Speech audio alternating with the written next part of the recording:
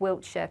So potentially some snow and ice out there tomorrow morning. There's also an ice risk across parts of Northern Ireland as well, and it will be a cold start. Once again, a colder start than this morning, tomorrow morning. The snow showers will continue across northeastern areas throughout Thursday. This area of rain, sleet and snow will continue to affect the far southwest as well through much of the day before it does then sink southwards into the evening. In between though, we've got a good deal of sunshine. It will be feeling cold though. Temperatures still only reaching 3 or 4 degrees for many areas. Some areas of Scotland sticking with a frost all day. So another very cold start to Friday. Much of that rain has now cleared the south, but we will see some patches of freezing fog around. These could be quite slow to clear throughout Friday. And elsewhere though, a good amount of sunshine once again. A bit more sunshine to come throughout Saturday and Sunday, and the temperatures could start to rise a little in the south by the end of weekend. A brighter outlook with Box Solar, sponsors of weather on GB News.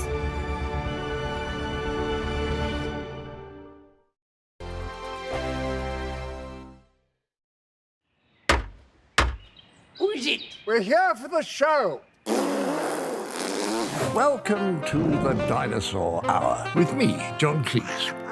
I was married to a therapist. And you survived? I thought we were getting Hugh Laurie. Second best. You interviewed Saddam Hussein. What's that like? I was terrified. I'm playing strip poker with these three. Oh! No, thank you. My CDs need to be put in alphabetical order. Are you going to be problematic again? The Dinosaur Hour. Sundays on GB News. Good afternoon, Britain. Good afternoon, Britain. Join us, Tom and Emily, To find out what's happening in the heart of Westminster. and why it matters to you. Weekdays from midday, we bring you the most compelling stories from across the United Kingdom. And from your doorstep to our inbox, That's right, we want to hear from you, GB News. Britain's news channel. I think the most exciting bit for me is talking to people. People who I think are ignored often by the major news channels. We're going to give news they want to hear. There's a voice there that needs to be heard. I think there's a chance here for a diversity of opinion to be expressed, which you don't find elsewhere. It's really exciting. We don't hold back. We're free to say how decisions that are taken here affect us all around the country. Only on GB News, the People's Channel, Britain's news channel.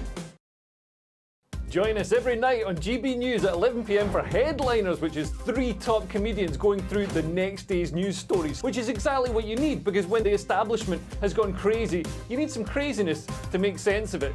Headliners. You don't have to bother reading the newspaper. We've got it covered for you. Every night at 11 p.m. and repeated every morning at 5 a.m. We won't send you to sleep like some of the other paper review shows out there. So join us 11 p.m. every night on GB News. The People's Channel, Britain's news channel. Tired of the usual focus-tested, pre-prepared Westminster runaround? Well, so am I. So you want higher taxes? Is your department to blame for this? Are you rethinking this policy? Every Sunday at 9:30, I'll be sitting down with those in power to get the truth about the issues affecting you. Let's be honest, we've known about the cost pressures of this project for years, not months. That's the Camilla Tominey Show, a politics show with personality. On GB News, the People's Channel, Britain's news channel. There's only 3 people you can trust in life. Your doctor, your lawyer, and your nana.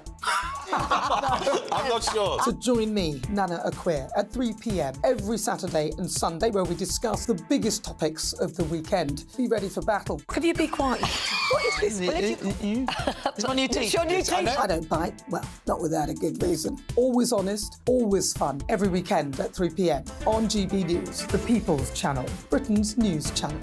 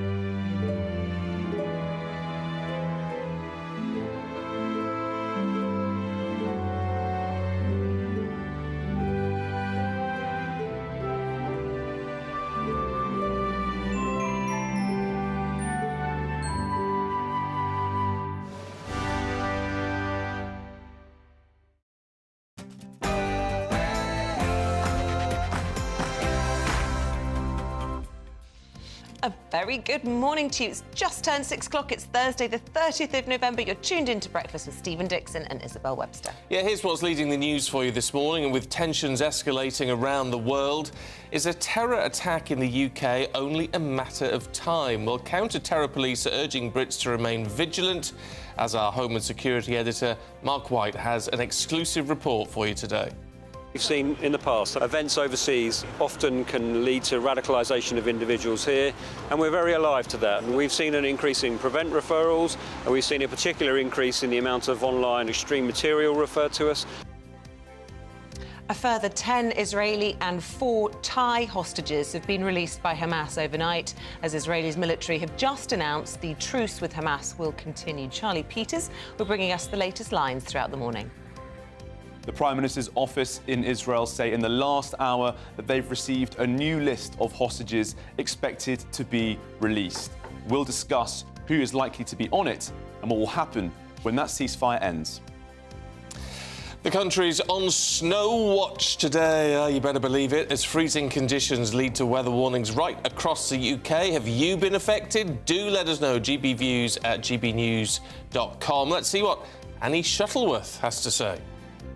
Good morning. Some of us may have woken up to a smattering of snow, but will we see any more snow throughout the day? You can find out more with me later on today. Breaking overnight, and a giant of American foreign policy during the Cold War and beyond, the former US Secretary of State, Henry Kissinger, has died at the age of 100. An underwater challenge for Nigel Farage overnight in the jungle. Ben Leo has the latest from the Gold Coast. That's right, join me live down under where I have the latest of Nigel's jungle shenanigans, including another explosive row with Nella Rose. Ooh, another day, another row. There you go. Paul Coyte's got your sport, of course. I'd like to use the word shenanigans in my sport as well, if that's okay. Yeah, no, do. There were shenanigans in Turkey yesterday as Manchester United blow a 2-goal lead. Arsenal run riot against Lens, and also Owen Farrell steps away from England in the Six Nations with all those shenanigans. Lovely, Coyte, double thank whammy. you. Thank you very much. Make sure you join in any of our discussions today, particularly those weather pictures. If you've got snow where you are, send those in. You know what to do. GBViews at gbnews.com, or you can tweet us at GBNews.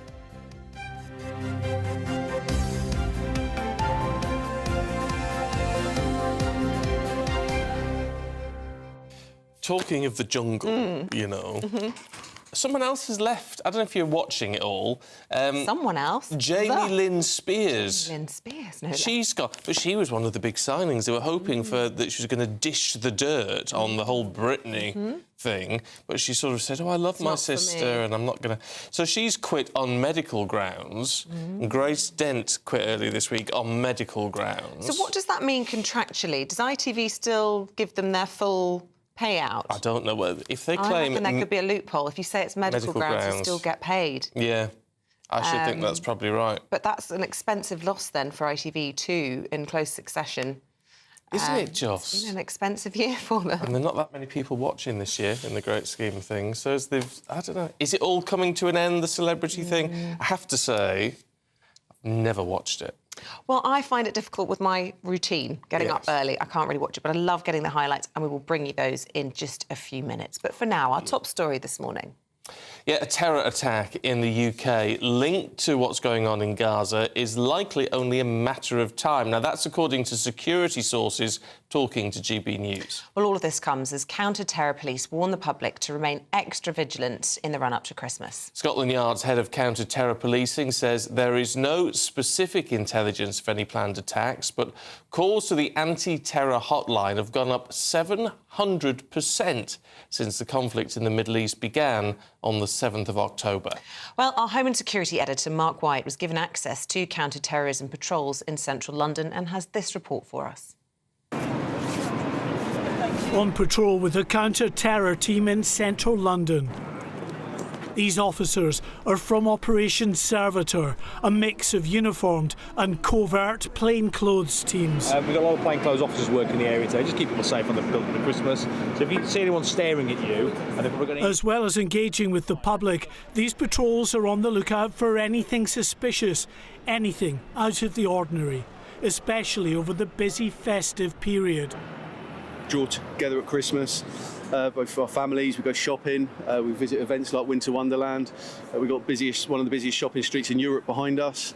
Obviously draws a lot of people in, and we ask members of the public, as they're shopping in these areas, enjoying themselves as they should be, they remain vigilant as well. There is understandable concern that the war in Gaza could be the catalyst for terror attacks here in the UK. In recent weeks, the alert levels in France and Belgium have been raised after separate terror attacks in those countries. These British transport police officers have also increased their counter-terror patrols in the run-up to Christmas.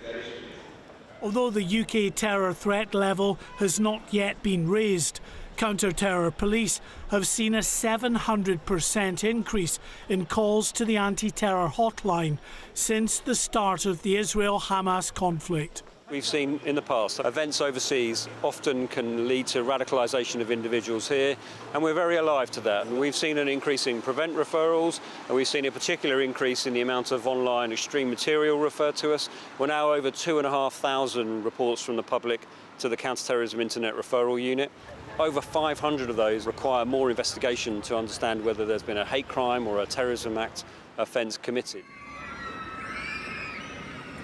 The festive period not only has added symbolism in the twisted logic of terrorists, it is also a time when people are much more likely to gather in larger crowds, attending special events or Christmas shopping.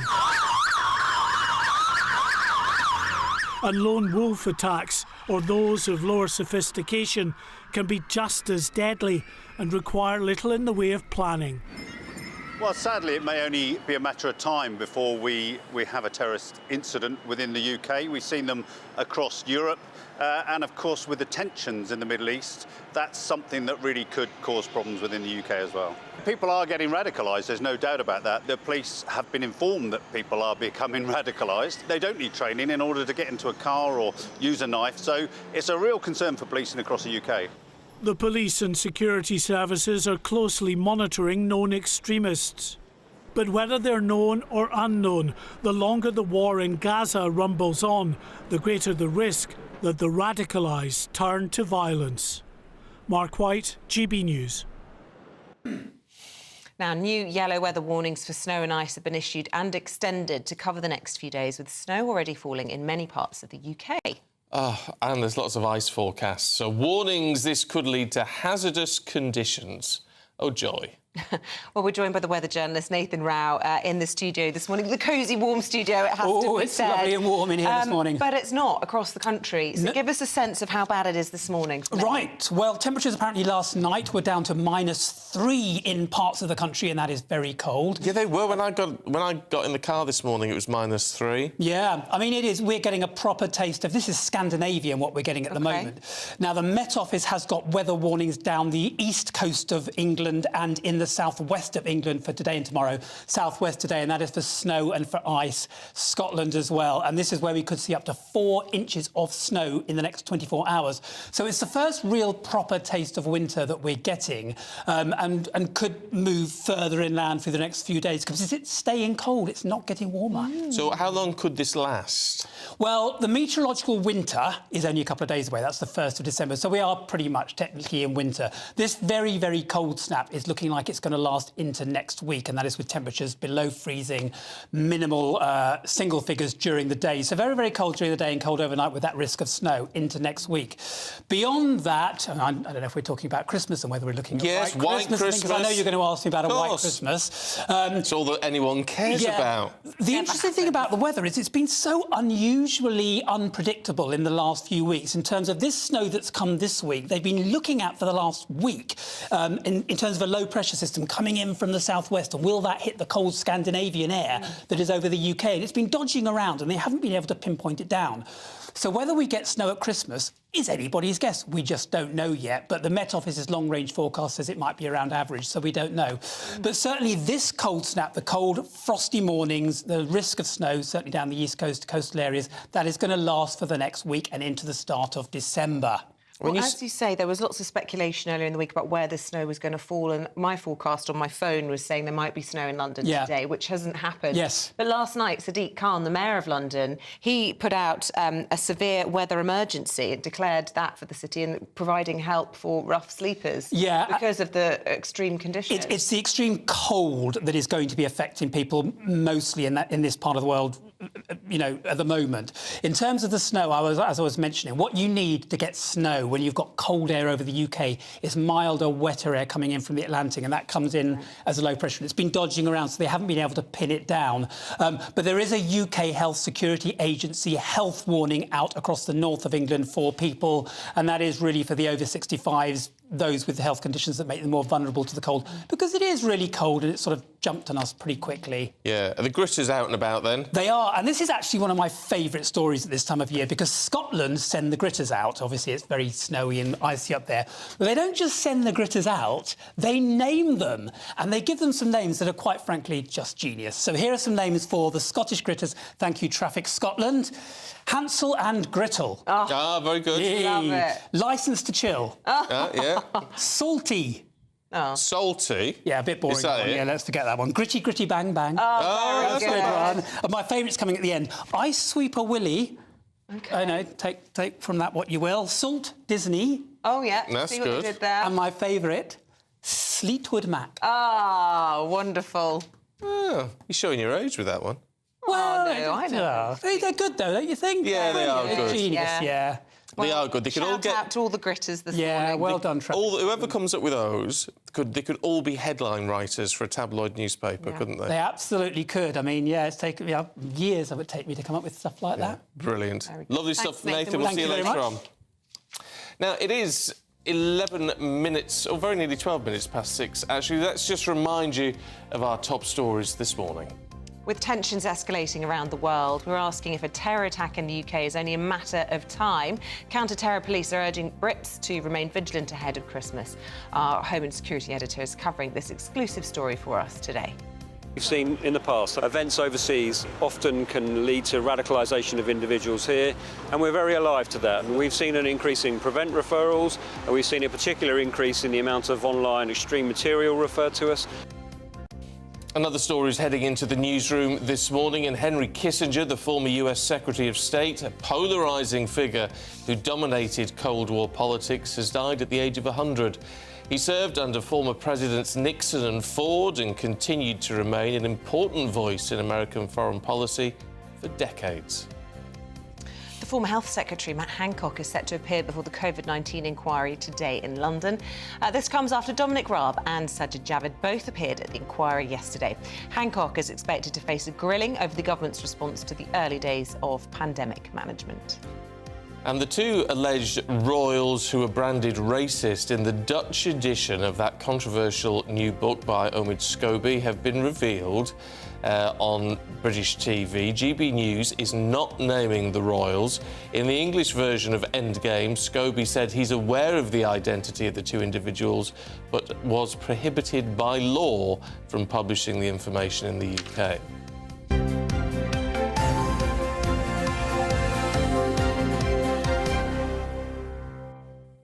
Now, developing story for you. In the last hour, both Israel and Hamas have announced that the ceasefire will continue. Hamas said it will continue for another day, while the Israelis didn't specify how long, only adding that the truce will continue in order to continue exchanging hostages. Well, we're joined by GB News reporter Charlie Peters with the latest. Morning, Charlie. Good morning. So, yesterday, some 16 hostages released, including 4 Filipinos and 2 Russian-Israeli nationals, but the 10 Israelis are the main focus as they push on for that continued ceasefire, with the list being sent to the Israeli Prime Minister's office by Hamas in the last hour, last minute, to extend the ceasefire into another day. And the UN say that the situation in Gaza is now a humanitarian catastrophe, and its chief said that what is needed is a true ceasefire. No more of these 24-hour, 48-hour, last-minute extensions. While the ceasefire is ongoing, more aid is coming into the Gaza Strip via the Rafah crossing in the south. The Saudis, a key diplomatic player in this discussion, has said that the aid coming through is just a fraction of what is needed, also reiterating that call for a further ceasefire. It seems as though all of the players in the region and Washington want the peace to continue, apart from Israel. But last night we heard from the IDF Chief of Staff, Herzi Halevi, who said, "We are ready to push on, and they are ready for what comes next." Well, what could that mean? The situation on the ground is, of course, extremely tense. Yesterday, in the north of the Gaza Strip, 3 soldiers were killed from Hamas after those terrorists were struck by IDF soldiers who said that they were threatening the peace. There have been several incidents earlier this week in the last 72 hours where the truce was briefly breached due to some confrontation between Hamas fighters and IDF troops. So this next list of hostages, if and when they are released, it'll be in the south, in the Kerem Shalom crossing. That's where they are assessed by the Israelis before they come through. And the question now is who will be next on that list? Because so far, the Hamas side have been able to release women and children, but they're starting to dip into what they might describe as more high-value hostages, young men. Last night, Itai Regev, we met his mother in Israel last month while GB News was based in central Israel. He was released, and that family has now been reunited. But there are reports that Hamas is running out of those hostages that it can send over. Some 40 hostages reportedly missing, some of them being held by the Palestinian Islamic Jihad throughout the Gaza Strip, reportedly in Khan Yunis and Rafah in the south, 2 of the most densely populated parts of the Gaza Strip. So who will they be able to release next? It's unclear. But what we do know is that it almost certainly won't include the now iconic family, the Bibas family, who have been so central to this discussion about the hostages. Hamas claimed yesterday that the 10-month-old baby, Kfir Bibas, had been killed in an Israeli airstrike, along with his 4-year-old brother and 32-year-old mother. The IDF have yet to confirm those reports amid concerns that the family had been lent to the Palestinian Islamic Jihad, another terrorist organisation in the region. But taking Herzi Halevi's quotes, that general from the IDF, if that ceasefire is to end in the coming days as Hamas run out of hostages to continue the peace, they'll have to push down into this area, the most densely populated place on earth. Some 2.3 million civilians now in the south. We understand that some 100,000 have remained in North Gaza, many of them staying in about 50 shelters up there. And those who have moved south are being urged to move to an area called Al-Mawasi, a 14-square-kilometre humanitarian enclave on the coast. Its population density 40% greater than that of London. So if the IDF do move south, they are being warned by Washington and other allies in the region to not use the same force they did in the north. No tanks and no heavy bombardment, because if they do, that catastrophe in the south will surely worsen.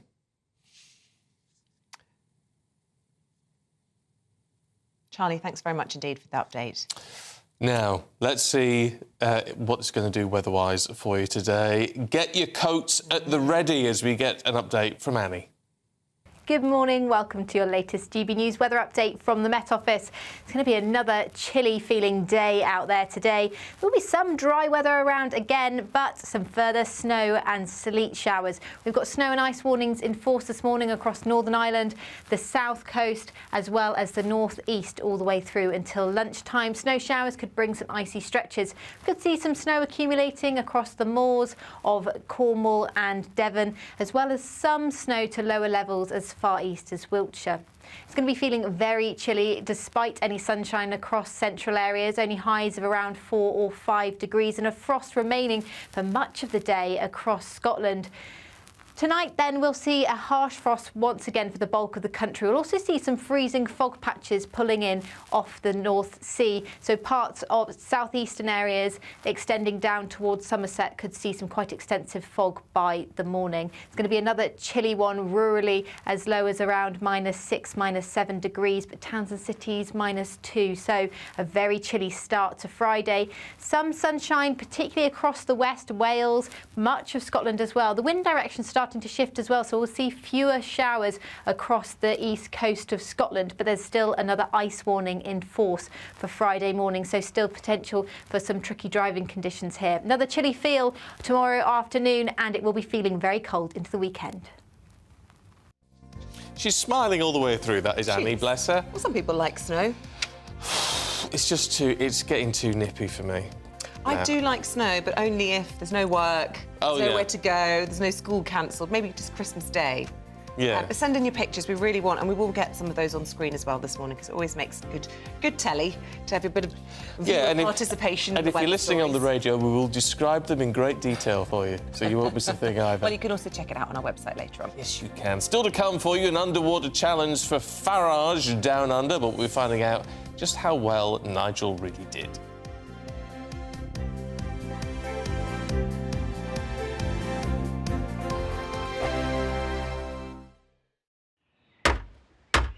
Who is it? We're here for the show. Welcome to the Dinosaur Hour with me, John Cleese. I was married to a therapist. And you survived? I thought we were getting Hugh Laurie, second best. You interviewed Saddam Hussein. What's that like? I was terrified. I'm playing strip poker with these three. Oh! No, thank you. My CDs need to be put in alphabetical order. Are you going to be problematic again? The Dinosaur Hour. Sundays on GBNews. Tired of the usual focus-tested, pre-prepared Westminster runaround? Well, so am I. So you want higher taxes? Is your department to blame for this? Are you rethinking this policy? Every Sunday at 9:30, I'll be sitting down with those in power to get the truth about the issues affecting you. Let's be honest, we've known about the cost pressures of this project for years, not months. That's the Camilla Tominey Show, a politics show with personality. On GB News, the People's Channel, Britain's news channel. I think the most exciting bit for me is talking to people. People who I think are ignored often by the major news channels. We're going to give news they want to hear. There's a voice there that needs to be heard. I think there's a chance here for a diversity of opinion to be expressed, which you don't find elsewhere. It's really exciting. We don't hold back. We're free to say how decisions that are taken here affect us all around the country. Only on GB News, the People's Channel, Britain's news channel.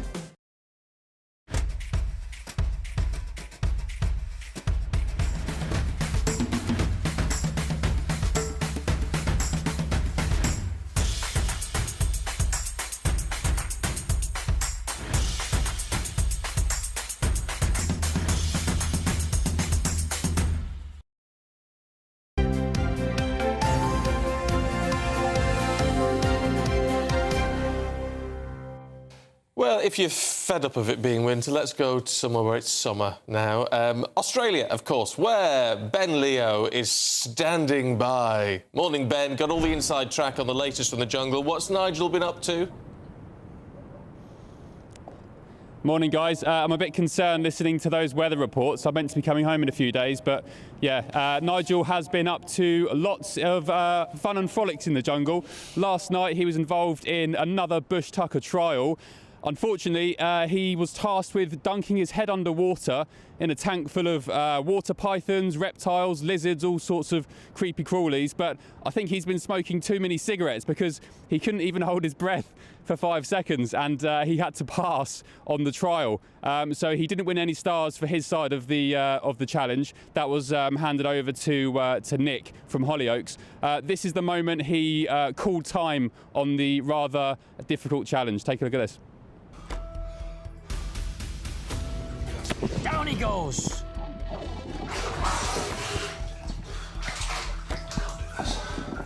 Shaking his head. It's tricky.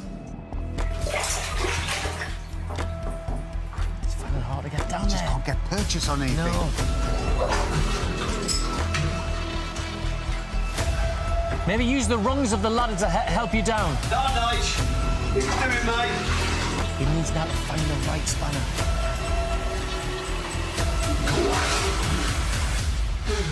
That was better though, Nige. Go on, keep going.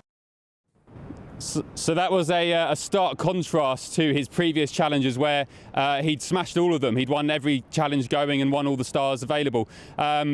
the highlight of the show actually last night, rather than that, was another explosive row with who is appearing to be his arch nemesis now in the camp, Nella Rose. They carried on their argument from the night before about cultural appropriation, and this is the moment Nigel tried to ask her what was wrong because she'd been giving him the cold shoulder, and this is how it kicked off. You want to talk about it? Well, I need to know why, because I don't know. That's why. I just felt like you were very dismissive about cultural appropriation yesterday. No, I was concerned about it.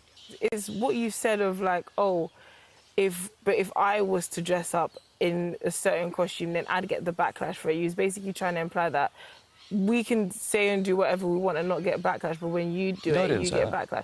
That's why I interpreted. What I said was, what if I turn up as a Mexican at a fancy dress party?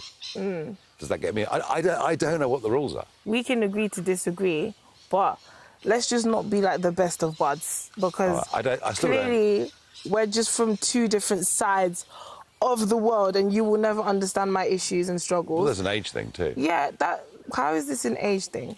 I think cultural appropriation didn't exist 30 years ago. Wasn't even a concept. No one talked about it. I don't know why Nella can't just disagree with people and still be their friends. It's rather childlike. It's sort of playground stuff. But there we go. The viewers seem to agree with that as well. She's drifted to 150 to 1 to win the series now, and people think that she's going to be the first to get the boot. Elsewhere, you did mention it already, Jamie Lynn Spears left the camp on medical grounds, and just to answer your question, she was rumoured to be paid around £250,000, and as we understand it, she will get that fee because she completed a minimum 72 hours. So she's gone, Grace Dent's gone, and they're both going to get their fees in full. Oh, wow. Sounds pretty good then. That's what I'd do, Ben. Yeah, do me 72 hours and then... Well, I've got a banging headache. Got to go home. Ben, thanks very much indeed. That old chestnut. Yeah, might work.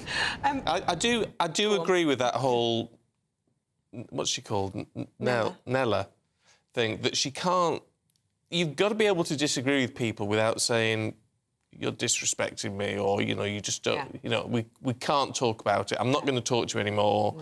Because that's not how the world works. You've got to be able to discuss things. And when you don't agree, which is actually what Nigel does very well on his show, is when you have people on that you don't agree with and you talk about an issue. You might change your mind during it, you might not, but at least you've heard all sides of the argument. 1,000%. And he's very gracious and gentle in that argument or disagreement. And, that's how we should all have disagreements. But... let us know what you think about it all this morning. Some of you have been getting in touch about the weather. This one's in from John in Leicester. He says, I've just taken the wife to work and it is snowing, he can confirm, in Leicester, but he's very concerned about a family get-together in Putney. Please, can you ask your weatherman what's going to be on the M1? We're driving down tomorrow for a Christmas dinner with all the trimmings. I'll get back to you. I'll let you know. A personalised forecast for you coming your way. I think you're going to be all right in London. Yeah, should be all right. Let's see what Paul Coyte's got for us this morning. I'll tell you what I've got for you. Well, with holding breath there, like Nigel, and didn't do very well holding his breath for like 5 seconds. Did you ever do this as a kid or still do it driving under a tunnel? Holding the breath under the tunnel? No. Is this just a me thing? Yeah. Dartford Tunnel, or I'd advise that nobody should try this. Yeah, and I still try it now. Probably not a good thing that people should do. It collapses and you just want to check. Well, I think it's when I was a kid, and my dad would always say, "So right, we'd drive under the Dartford, hold your breath for the whole time under the Dartford Tunnel." That's something fun with the kids. Although sometimes when you're about to pass out and you're driving, it's probably not the best thing to do. No. But that was it, and then it would be about a minute or so. But would you be any good at that bush tucker trial? Yeah, that wouldn't be a problem. I can hold my breath for quite a while. I mean, it was like 5 seconds at a time, though, wasn't it? Yeah. I hate to say it's probably the fags, isn't it? Do you think it probably... I think it went in there probably wanting is to the get his fags. message out to the kids, and his message is, don't smoke, kids. Don't smoke, kids, and don't hold your breath under a tunnel. Don't listen to grown-ups. Can I just say the word Galatasaray? You can say that. Would you like to say it again? Galatasaray. Very good. 3... Manchester United 3. Manchester United, quite frankly, needed to win in Turkey against... Galatasaray. And they were 2 up twice, and they've done it again. They keep doing this, throwing away leads. So it was down to really, we hate to have a go off, there he is, that's the fella, Andre Onana, who's the Manchester United goalkeeper. Now, he's the Cameroon goalkeeper, came from Ajax, and I'm not sure about him, and I think Manchester United fans are feeling the same way. A couple of howlers yesterday, and it doesn't seem to be getting any better. And when you're a goalkeeper, it's Can't afford a howler. You really can't. And also, you've got to have your head straight. And so many goalkeepers have been through times where they've been out of form. It's how you come back from that, because then you've got the defence in front.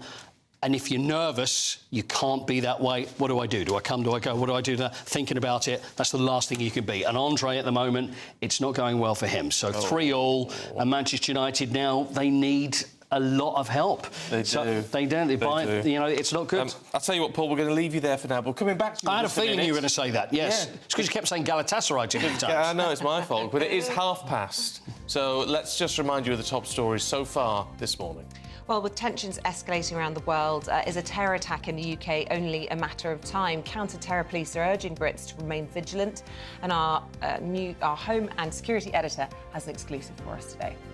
We've seen in the past events overseas often can lead to radicalisation of individuals here, and we're very alive to that. And we've seen an increase in prevent referrals, and we've seen a particular increase in the amount of online extreme material referred to us.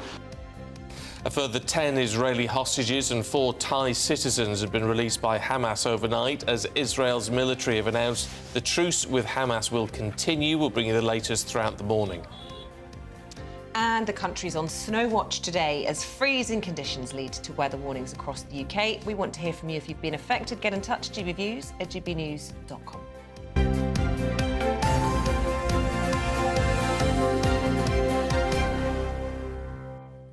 All right, Coity. Cut a very long story short then, I'll tell you. So for Manchester United to go through in the Champions League into the round of 16, they will have to beat Bayern Munich, who they play next, and then Galatasaray will be playing Copenhagen, FC Copenhagen, and that has to be a draw. And if the results go that way, then they will go through. If they don't, then Manchester United will be out.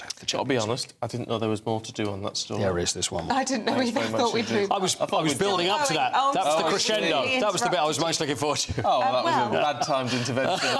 We'll go to the bit I'm most interested in your little bulletin, and that is, of course, Owen Farrell out for the Six Nations and what the mental health problem for him and his family in the statement. Well, yeah, he says and his family. So Owen Farrell, 112 caps for England, and he's one of England's greats over the years, of course, captain of England as well. So he's come back from the World Cup, and the problem is that he's taken a lot of stick. He's taken a lot of stick from fans that have booed him, which I think is so unfair, from the stands, but more importantly, what's been going on with social media. Now, we know how bad social media can be with trolls, and he's decided he's going to step away. He's saying that he will come back again, but I wonder whether that will happen. So he's decided to step away from the Six Nations. It's disgraceful that you have, OK, he was a bit wobbly at the beginning of the World Cup, but he came through. And actually, at the end of it, he was the hero of the day. Yeah. But because of all the noise in the background, a professional athlete at the top of his game is stepping away from the next big tournament, a loss to the country. See, people forget. It happens whether it just be sports people, whether anybody in the public eye. Yeah, that all those, everybody's human, you know? With family and children and all the rest of it. They will see these things. And now, however many times you can go, well, I'm not going to pay any attention to social media or carry on with my job, there's always going to be things that are going to sting. Family will see it, friends will see it. And it's really, really unfortunate that then you've got the England captain that's going to step away. Yes, they're going to say, for whatever reason, whether it be mental health, whatever, but a lot of it's got to do with that, and it does go in. So I just think it's really sad that he's had to step away. So I hope he does come back stronger. Whether that's going to be the case, because there's going to be more players that are coming through, I don't know. But for the Six Nations, he's going to be but he will be playing club rugby for Saracens. Oh, right, look good. Look, just before you go, are you fed up of turkey at Christmas? No, why would I be? Do you still want your turkey? Yeah. Why? What makes you say well, that? because half the nation is planning to ditch turkey this year, apparently. For what? Don't know. For something else? That I haven't read. So have you done the beef and the turkey? Would you do both at Christmas, or do you just have turkey? little double thing? I'm just doing turkey. Yeah, just turkey? Yeah. Yeah, because Just sometimes... turkey used to be the treat. Yeah. Nobody likes it, though. Anyway... Although Andre Onana has a problem with turkey, but that's Galatasaray. That's another story altogether. That's my word to say. Sorry, Poity, thank you very much Thank you. indeed. We're going to be talking about whether you want turkey or not on your Christmas dinner plate. Apparently they're ditching it for pizza. Oh, no. Oh, come on. Curry. No. Whatever next. We'll be discussing that and more in Headline Makers next.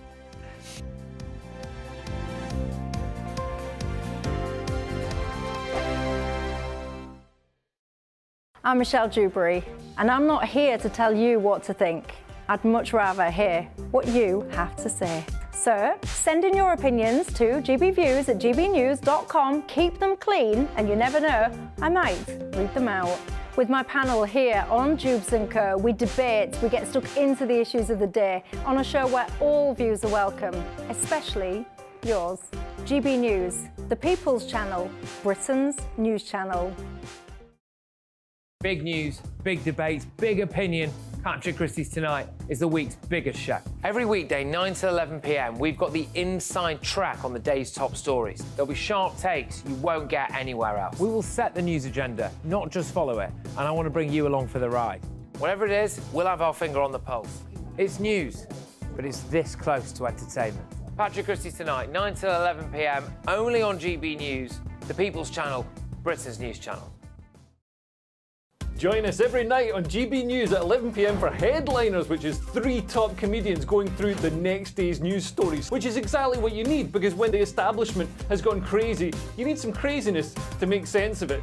Headliners. You don't have to bother reading the newspaper. We've got it covered for you. Every night at 11 p.m. and repeated every morning at 5 a.m. We won't send you to sleep like some of the other paper review shows out there. So join us 11 p.m. every night on GB News. The People's Channel, Britain's news channel. There's only 3 people you can trust in life. Your doctor, your lawyer, and your nana. I'm not sure. So join me, Nana Aquare, at 3 p.m. every Saturday and Sunday, where we discuss the biggest topics of the weekend. Be ready for battle. Could you be quiet? What is this? It's my new teeth. It's your new teeth. I don't bite. Well, not without a good reason. Always honest, always fun. Every weekend at 3 p.m. on GB News, the People's Channel, Britain's news channel.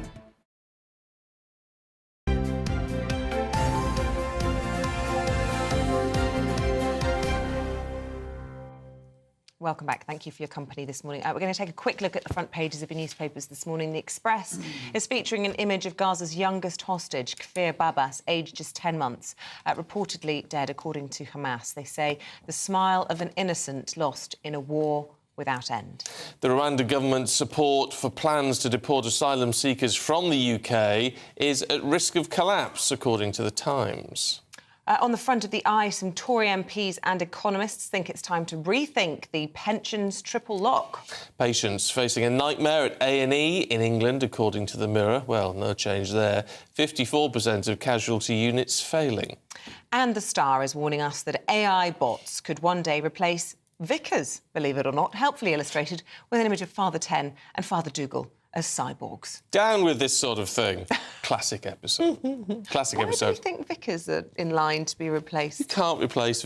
No, that will not work. Priests. Definitely not. Very strange. Anyway, let's go through some of those headlines with former editor of The Star, Dawn Neeson, and the journalist Andy Jones. Good morning to you both. Andy, well, I want to be very careful around this, because people are talking about it, but I sort of don't think we should be, which is the fact that these 2 senior royals were mistakenly identified, supposedly, of the racist thing about Harry and Meghan, and now the names are out there. Yeah, our lawyers certainly don't think we should be talking about it, so I'll glaze over the names. If you want to know them, I'm sure you know the ways out.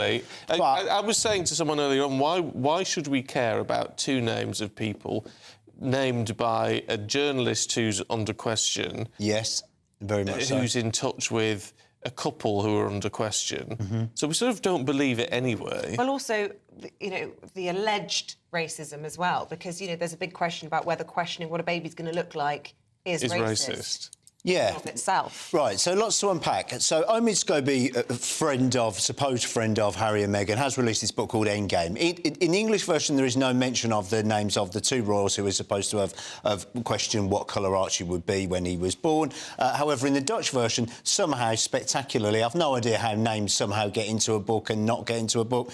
They were named. In translation. Exactly. It's not like Isabel is different in Dutch as it is in English. So, however, another TV station last night decided to name what two names were in the Dutch version of the book, and the names are now out there on the internet.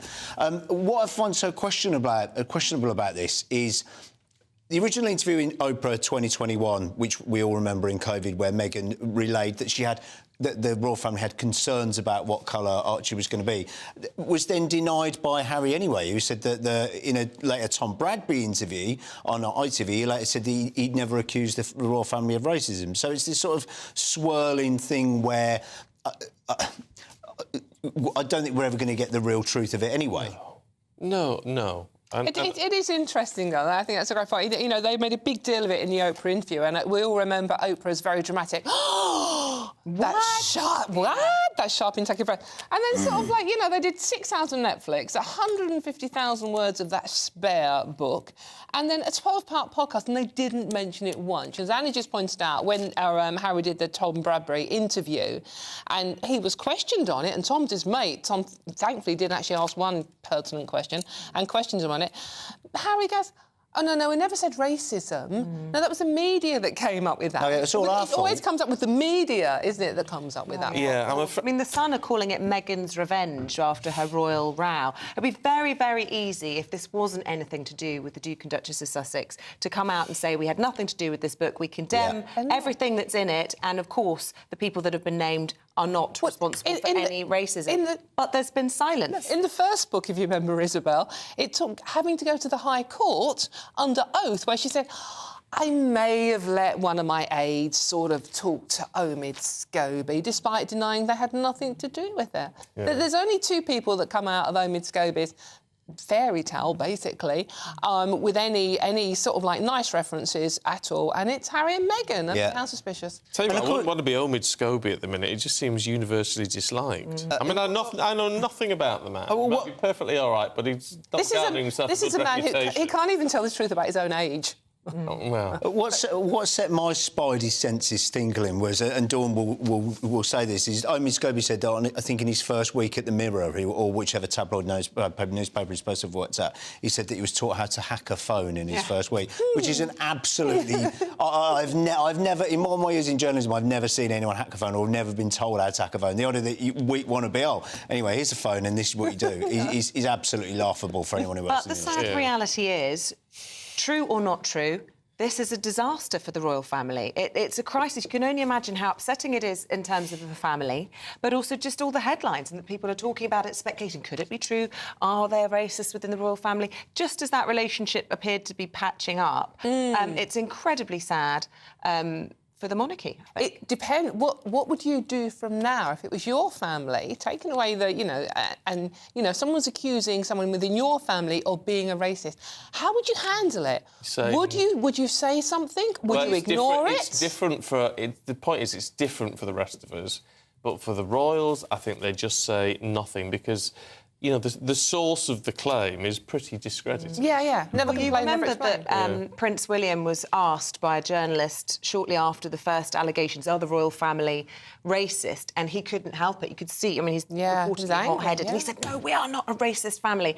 I can imagine a scenario where somebody chucks a question and, you know, understandably, they might say something, but otherwise I think it will be never complain, never explain. But privately, I'm sure this is incredibly I think a lot of... I've always been a little bit, not anti-royal family, but a little bit on the fence, particularly after the Prince Andrew stuff. I feel myself more royalist now. I'm rallying more to the cause. I quite like King Charles now, and I like Prince William and Harry, Prince William and Kate, and I like the sort of stoic service rather than this pantomime showbiz celebrity stuff. So you think it could actually boost the royal family and just create the dislike for the Sussexes? Not that I want the Sussexes to be disliked, but I just wish they'd be quiet. Stop talking. Just go and do something else. Just be quiet.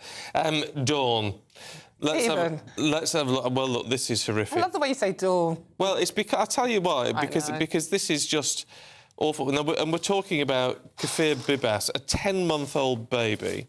Yeah. Hamas kidnapped along with his family by Hamas, but Hamas now claiming he's been killed and the family killed in an Israeli attack during a ceasefire.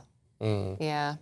We don't know when this was supposed to have happened, but there's a lovely picture of this little boy, he's 10-month-old, on the front of the Telegraph today with his mum, and the question always was, when they started releasing the hostages, I mean, Kafir was the youngest one there. The first one you would release was this baby. And as soon as he wasn't, you'd think, well, what's happened to him? So you sort of thought maybe, this had the saddest ending ever. And I watched the clip because obviously Hamas, when they went into the kibbutz, they filmed it. Oh, it's awful. Oh, yeah, and I watched... Mother screaming. Yeah, no, honestly, if you want to see pure terror and horror and a mother trying desperately to protect her two little boys, you watch that clip. It makes you cold to imagine. I mean, she was clutching the babies to her chest and just horrifying. And it's incredibly sad and such a... I mean, it doesn't matter what the baby looks like, Dawn, but such, a cute little baby. I mean, and they released a picture of him smiling and playing with his dad as well. Utterly horrific. We don't know when this happened. Hamas haven't said that. But, suddenly they're saying, oh, no, actually it was an Israeli attack that killed them. They were killed during our... Look, which is not unlikely. It is, of course. Of course. It depends where. It depends where they were holding the hostages. And we don't know where these hostages have been held. That was always going to be... Or even who's holding them a lot of the time. I mean, just to clarify, not only is this 10-month-old baby boy apparently dead, according to Hamas reports, his 4-year-old brother, Ariel, and the mother, Shiri, is also, according to Hamas, being killed in what they allege is an Israeli bomb blast. But Hamas and IDF and also international community are saying that Hamas doesn't even know where all of the hostages are. And there's this idea that there are sort of splinter groups who joined in casually because the conflict, the October 7th, went on for at least 6 hours, and sort of guerrilla groups went over the fence from Palestine and snatched people. They don't even know where they are, a lot of the hostages, and so we may never know the full truth of this. OK. I was just going to throw to we've got a clip of PMQs yesterday, which is worth looking at. But before we do that, let's talk to the Security Minister, Tom Tugendhat, who joins us this morning. Really good to see you. Thanks for your time, as always.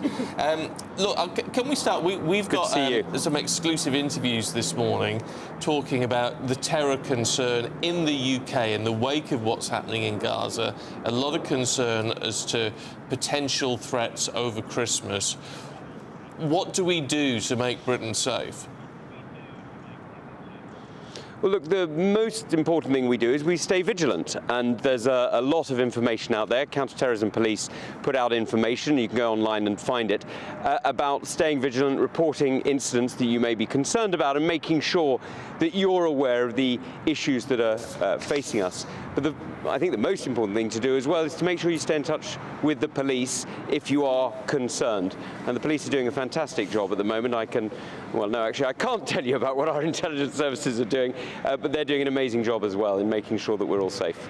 And this all comes in relation to the sort of flare-up of tensions, to put it mildly, in the Middle East. We get the good news this morning that truce has been extended. Hamas saying by one day, Israel not specifying the length of this truce. How hopeful are you that it could hold beyond the next 24 hours or 48 hours? Well, what I'm very hopeful of is that the hostages are released, because, frankly, it's absolutely outrageous that some are still being held by Hamas. And, this ceasefire held right up until October the 7th, when Hamas broke it. So, really, it is very clear that Hamas decides when the ceasefire starts and ends. And so what we've got to make sure is that while those periods of peace are enduring, and they are brief, we're making sure we get help to the Palestinian people. And I know there's many different efforts being made, including by the British government, to make sure that the Palestinian people are being looked after, even though Hamas, a hateful death squad, are being rejected by many people, including in Gaza. You talked earlier on about keeping British people safe and doing what we could. Can we move that to the online world? Because there's an increasing concern over scams, whether it comes to money, data, romance, all this sort of thing going on. We say online, it all happens on... half of it's happening on your mobile phone at the moment. What is the government doing, or can the government actually do anything to tackle this? Well, look, there's something that we're launching today, which is the Online Fraud Charter. And this is an agreement between us and various of the different platforms, including Instagram, including Meta, to call out some of the areas where we're seeing abuse and to fix them.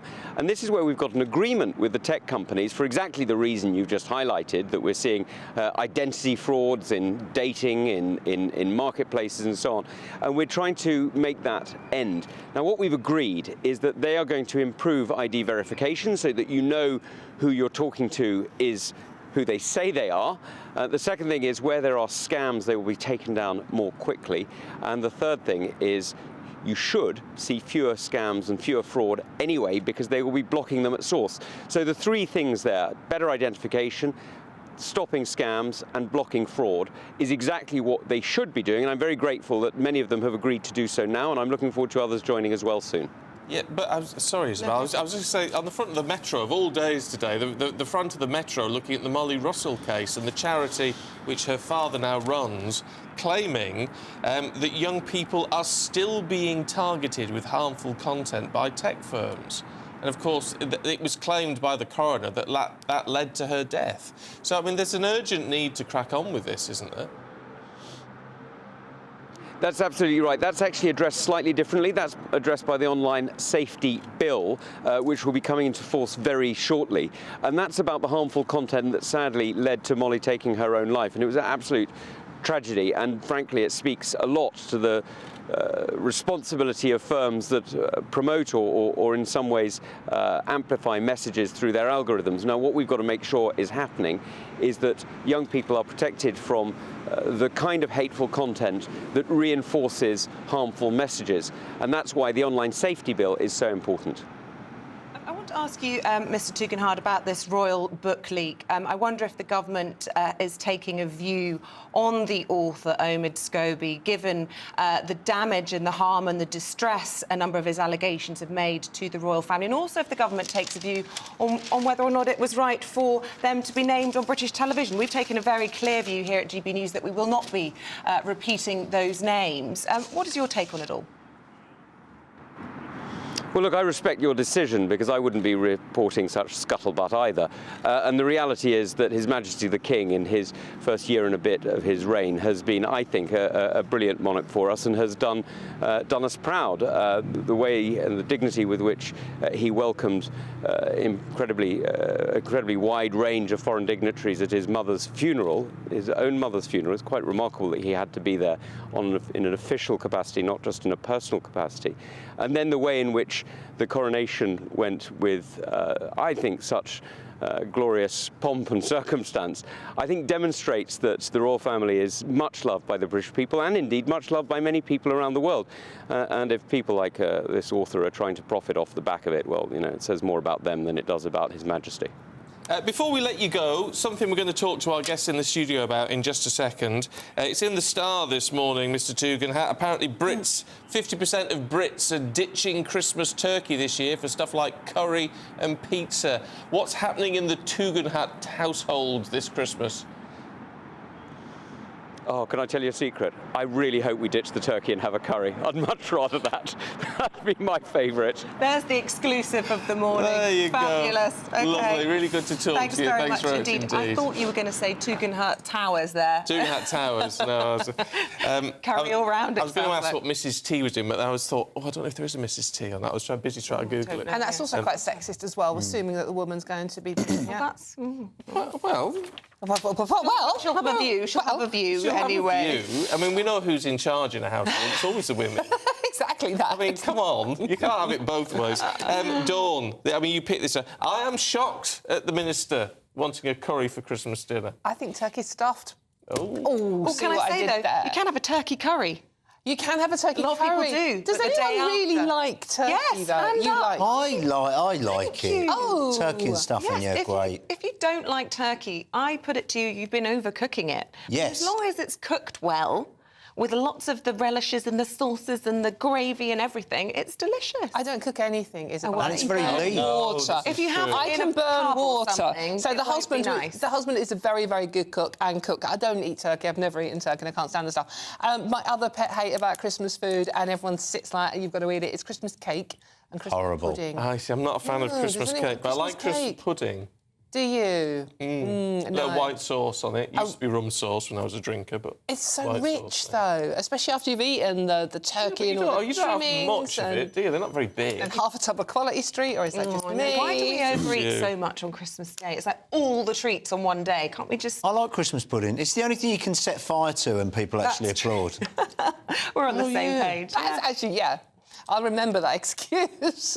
No, that's a fair point. What about all the rest of it, though? Because it does seem to be a meal filled with stuff people don't generally eat. Sprouts. But you know what? See, I now, like if a you sprout. chop up some bacon and you put a bit of orange juice in there, there's a Nigella recipe, and You've it is thought about this so a lot, good. Isabel. It's do you know, it's my first ever year hosting Christmas this year. Oh, so you planned it all out. I'm excited, yeah. Best of luck. We did host, when I say host, it was just us during COVID because we weren't allowed to have other people. It's the first time I ever cooked a Christmas dinner.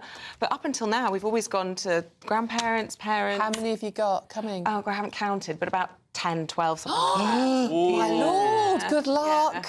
Oh. That's a lot. Never mind cooking for them. Have you got enough chairs? Probably not. No. We've got benches. No one ever has anything. Squeeze them in. The serious point of this story, and there is a serious Yeah. point, is the death of British culture.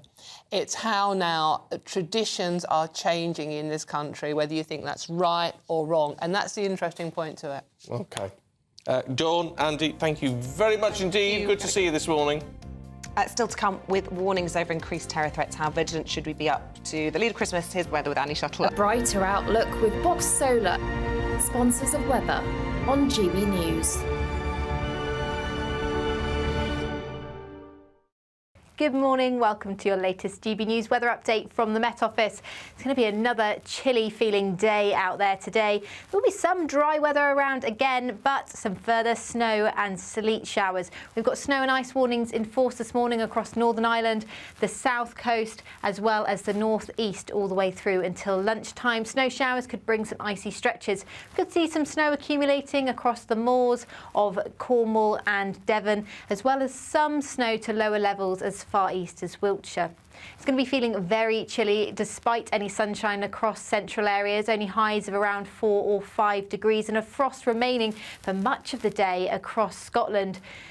Tonight, then, we'll see a harsh frost once again for the bulk of the country. We'll also see some freezing fog patches pulling in off the North Sea. So parts of southeastern areas extending down towards Somerset could see some quite extensive fog by the morning. It's going to be another chilly one rurally, as low as around -6, -7 degrees, but towns and cities -2. So a very chilly start to Friday. Some sunshine, particularly across the west, Wales, much of Scotland as well. The wind direction starting to shift as well, so we'll see fewer showers across the east coast of Scotland, but there's still another ice warning in force for Friday morning, so still potential for some tricky driving conditions here. Another chilly feel tomorrow afternoon, and it will be feeling very cold into the weekend. That warm feeling inside from Boxed Boilers, sponsors of weather on GB News.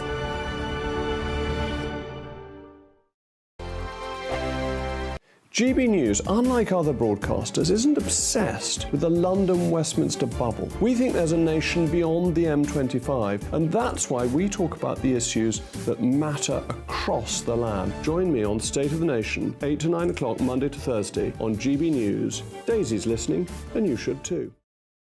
Your weekend starts here with Friday Night Live with me, Mark Dolan, 8 till 9 on GB News.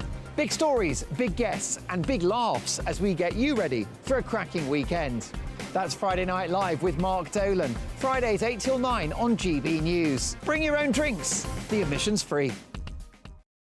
Good afternoon, Britain. Good afternoon, Britain. Join us, Tom and Emily, To find out what's happening in the heart of Westminster. and why it matters to you. Weekdays from midday, we bring you the most compelling stories from across the United Kingdom. And from your doorstep to our inbox. That's right, we want to hear from you. GB News, Britain's news channel.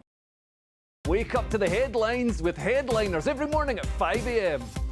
We treat you to the day's biggest stories before anyone else, 7 days a week. You can catch up on everything you need to know before you've even had your kippers. Headliners every morning at 5 a.m. only on GB News, the People's Channel, Britain's news channel. Who is it? We're here for the show. Welcome to the Dinosaur Hour with me, John Cleese. I was married to a therapist. And you survived? I thought we were getting Hugh Laurie. Second best.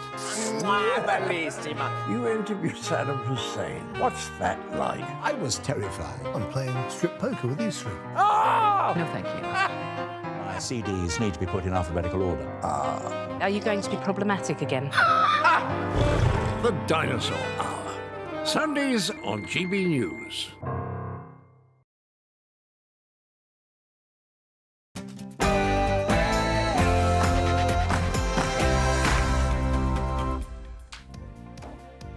Good morning. It's 7 o'clock. I thought you were going to go. Oh, no. It's Thursday, the 30th of November. You are very welcome. This is Breakfast with Stephen Dixon and Isabel Webster. Here's what's leading the news for you this morning. With tensions escalating around the world, is a terror attack in the UK only a matter of time? Counter-terror police urging Brits to remain vigilant. Our Home and Security editor has this exclusive report for you today. We've seen in the past events overseas often can lead to radicalisation of individuals here, and we're very alive to that. And we've seen an increase in prevent referrals, and we've seen a particular increase in the amount of online extreme material referred to us. A further 10 Israeli and 4 Thai hostages have been released by Hamas overnight as Israeli military have announced the truce with Hamas will continue. Charlie Peters has all the latest for us. At 5 a.m, that truce was extended last minute with a new set of hostages. But in the last hour, a terror attack in Jerusalem, 2 killed, several wounded, and the Royal Navy sending another warship into the Gulf.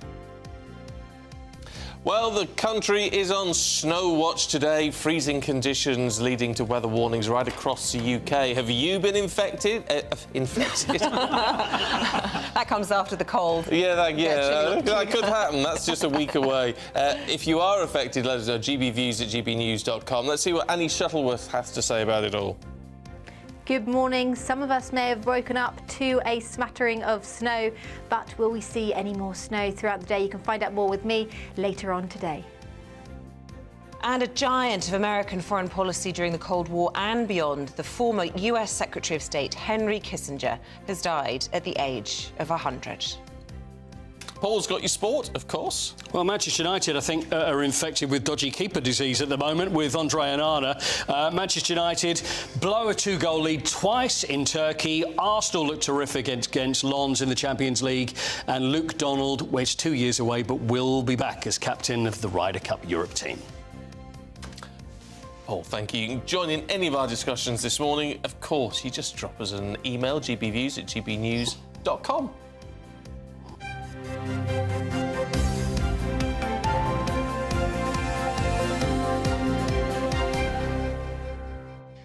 Now, a terror attack in the UK linked to the conflict in Gaza is likely only a matter of time, security sources have told GB News. It comes as counter-terror police warn the public to remain extra vigilant in the run-up to Christmas. Scotland Yard's head of counter-terror policing says there's no specific intelligence of any planned attacks, but calls to the anti-terror hotline have risen 700% since the conflict in the Middle East on the 7th of October. Well, our Home and Security editor, Mark White, was given exclusive access to counter-terrorism patrols in central London.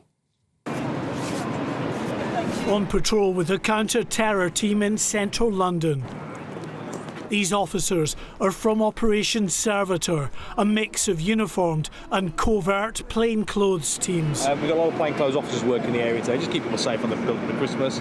So if you see anyone staring at you, and if we're going to... As well as engaging with the public, these patrols are on the lookout for anything suspicious, anything out of the ordinary, especially over the busy festive period.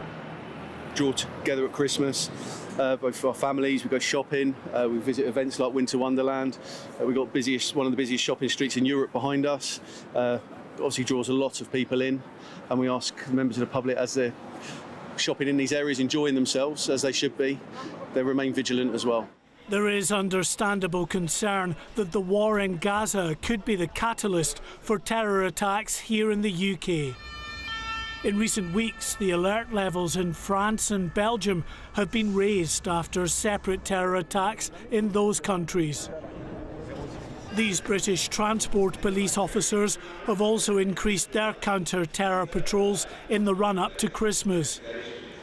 Although the UK terror threat level has not yet been raised, counter-terror police have seen a 700% increase in calls to the anti-terror hotline since the start of the Israel-Hamas conflict. We've seen in the past events overseas often can lead to radicalisation of individuals here, and we're very alive to that. And we've seen an increase in prevent referrals, and we've seen a particular increase in the amount of online extreme material referred to us. We're now over 2,500 reports from the public to the Counter-Terrorism Internet Referral Unit.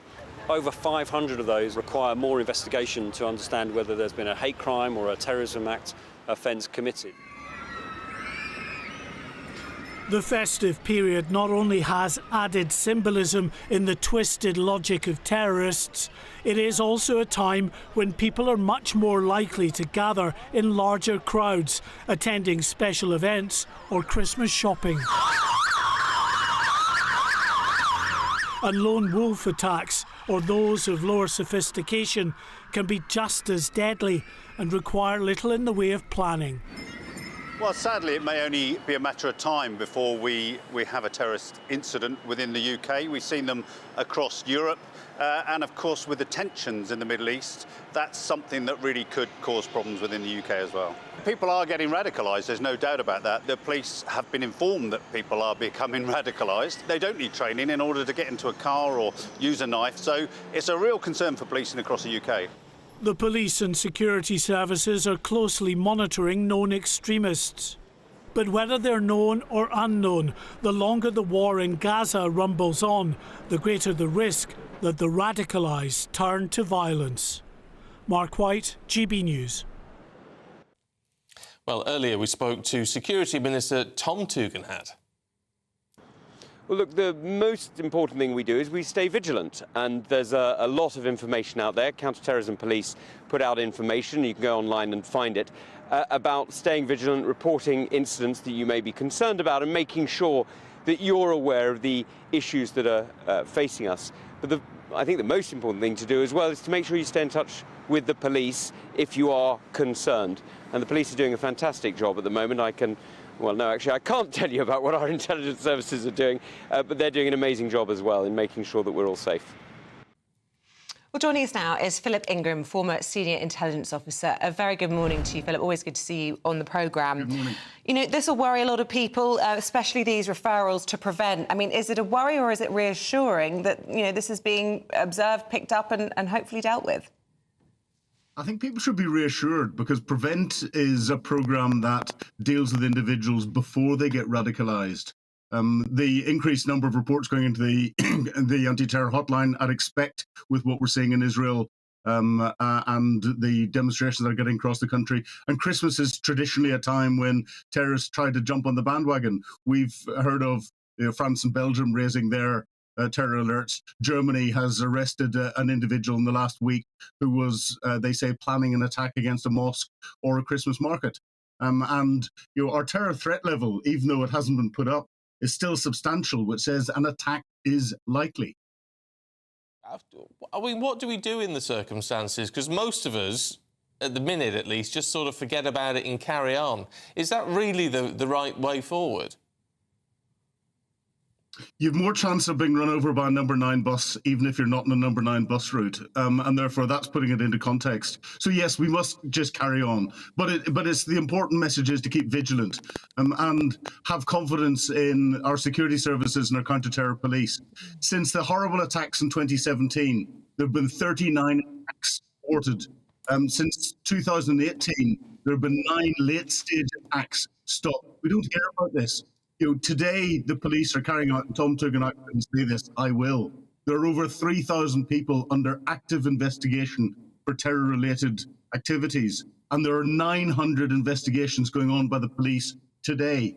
And that's stretching them, but they've got capacity to take more information in, and it's all about getting that information. The individuals who get this gut feeling that something's not right, that's the sort of thing that's the police and the security services off some of these self-initiated terrorists that are around, and then keep the public safe.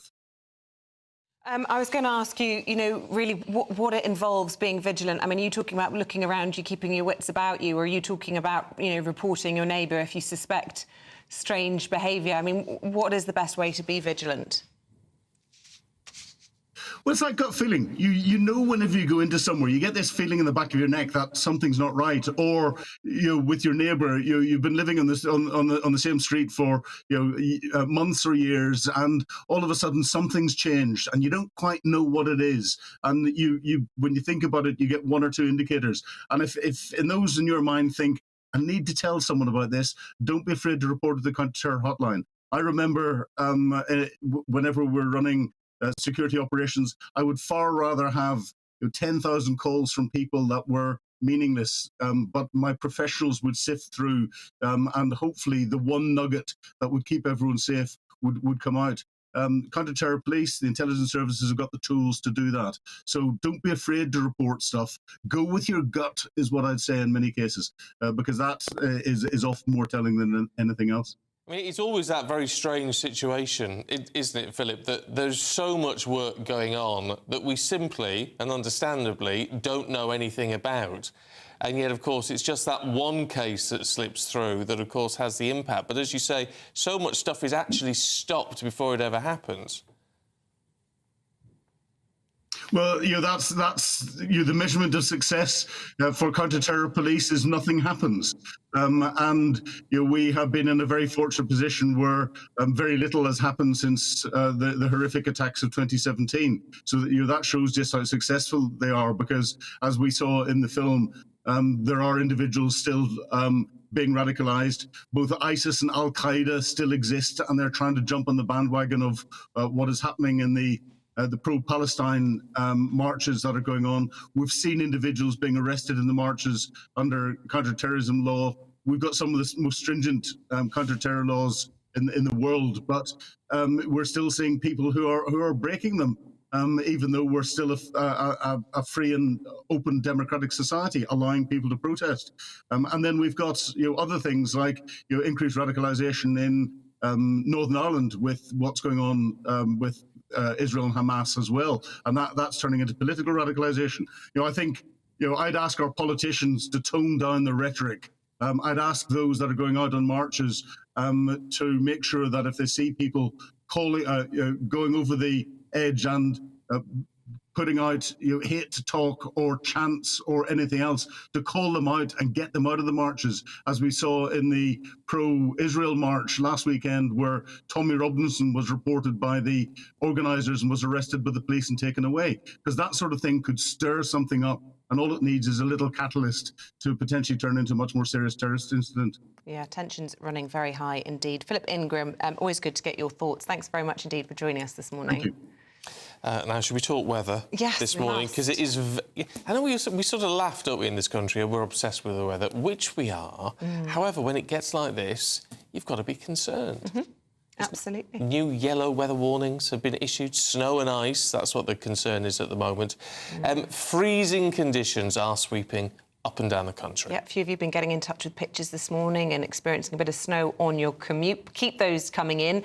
Ice as well has been forecast. Warnings that could lead to hazardous conditions on the roads right across the country. Let's talk to weather correspondent Nathan Rao, who's here. Good morning. To see you. Good to see you, good to see you. So what is the conditions across the country at the moment? It is very cold at the moment. I think -3 last night, and this is possibly the coldest snap of the winter. It's not actually winter yet. It's not winter until the 1st of December, but this is the coldest snap we've had possibly since last year. And there has been snow, and there is more snow on the way. The Met Office has got weather warnings in place for Scotland and the north east of England. That is for today and tomorrow. and for the southwest of England, where they could have up to 4 inches of snow as some low pressure comes in from the southwest into the cold Scandinavian air that's over the UK at the moment, and that is going to bring the snow. And it looks like it's going to last, so it's time to wrap up and start getting winter ready. I mean, you talk about the snow in Scotland. How much snow, sort of roughly? Well, they're looking at over the high ground about 2 inches. I suspect they might get a bit more because over the Grampians and the Highlands and the valleys, they usually get a bit more. So over high ground, it will be deeper than that. There are warnings out for travel disruption and, delays on trains and roads and that sort of thing because this snow is going to set in for the next couple of days. So time to start watching out for the weather. Oh, do you think we're prepared for it? Because this is the problem with Britain. We grind to a halt with a flake of snow. Well, I wonder if the southwest will be worse prepared. Scotland almost kind of used to this. Hardy folk up there. Very hardy up there. It's an interesting question. I don't think we generally are prepared for the winter weather in the UK because every year I talk about the weather and I come in here and talk about it, and every year when it starts to snow, specifically in London, the transport systems will grind to a halt. I don't think we get enough of it for a prolonged period to prepare for it, say, for example, in the way they do in Scandinavia and Norway, where they heat the pavements. Do they really? Yes, where they have under pavement heating, or where they have anti-salt, anti-icing equipment at the airports. Yeah. Long term, we just don't get it long enough for that. But certainly, it is snowy. There is snow on the way. There is cold weather on the way. This is going to last for a week, and we should start getting ready for it. Dig out your thermals, folks, if you haven't already. Absolutely, and worth pointing out that there is a UK Health Security Agency health alert in place for the north of England and for central England for people who are vulnerable. That's the over 65s and people with health conditions, because when these very, very cold temperatures set in, that's who. Yeah, and the Mayor of London last night putting a severe weather emergency declaration out as well. That's right, that is SWEP, because SWEP, Severe Weather Emergency Protocol, when the temperatures drop below freezing, so time to take care. That's a point, though. Should we be getting our knickers in the twist just because the temperatures drop below freezing? Well, I think in terms of the Mayor of London and people sleeping on the streets, I mean, the temperatures are. That is what the idea behind that is below freezing temperatures. It is dangerous if you're out in that, and if you are vulnerable and you are elderly, and with the cost of heating and the cost of living and the cost of heating your homes is all going up. Yeah. These cold snaps, when they set in, it can put pressure on people, and it's worth pointing that out. And this is why we get concerned at this time of year when, we're only in November. We could have a long cold period ahead if it sets in. And so it's one to take care of. OK. Nathan, it's good to see you, as always. Good to speak to you. Thank you. It's 7:16. Let's take a look at some of the other stories coming into the newsroom this morning. And Henry Kissinger, former US Secretary of State, polarising figure who dominated Cold War politics, has died at the age of 100. He served under former Presidents Nixon and Ford and continued to be an important voice in American foreign policy for decades after. Former Health Secretary Matt Hancock is set to appear before the COVID-19 inquiry today in London. It comes after Dominic Raab and Sajid Javid both appeared at the inquiry yesterday. Hancock is expected to face a grilling over the government's response to the early days of pandemic management. And two royals alleged to have raised concerns over baby Archie's skin colour, supposedly accidentally named in the Dutch edition of Omid Scobie's explosive new book, have been named on a British TV show. GBNews will not name the royals. In an English version of Endgame, Scobie said he's aware of the identity of the two individuals, but was prohibited by law from publishing the information in the UK. We spoke to Government Minister Tom Tugendhat to get his reaction to the revelation. Well, look, I respect your decision because I wouldn't be reporting such scuttlebutt either. And the reality is that His Majesty the King, in his first year and a bit of his reign, has been, I think, a brilliant monarch for us and has done us proud. The way and the dignity with which he welcomed incredibly wide range of foreign dignitaries at his mother's funeral, his own mother's funeral. It's quite remarkable that he had to be there in an official capacity, not just in a personal capacity. And then the way in which the coronation went with, I think, such glorious pomp and circumstance, I think demonstrates that the royal family is much loved by the British people and indeed much loved by many people around the world. And if people like this author are trying to profit off the back of it, well, it says more about them than it does about His Majesty.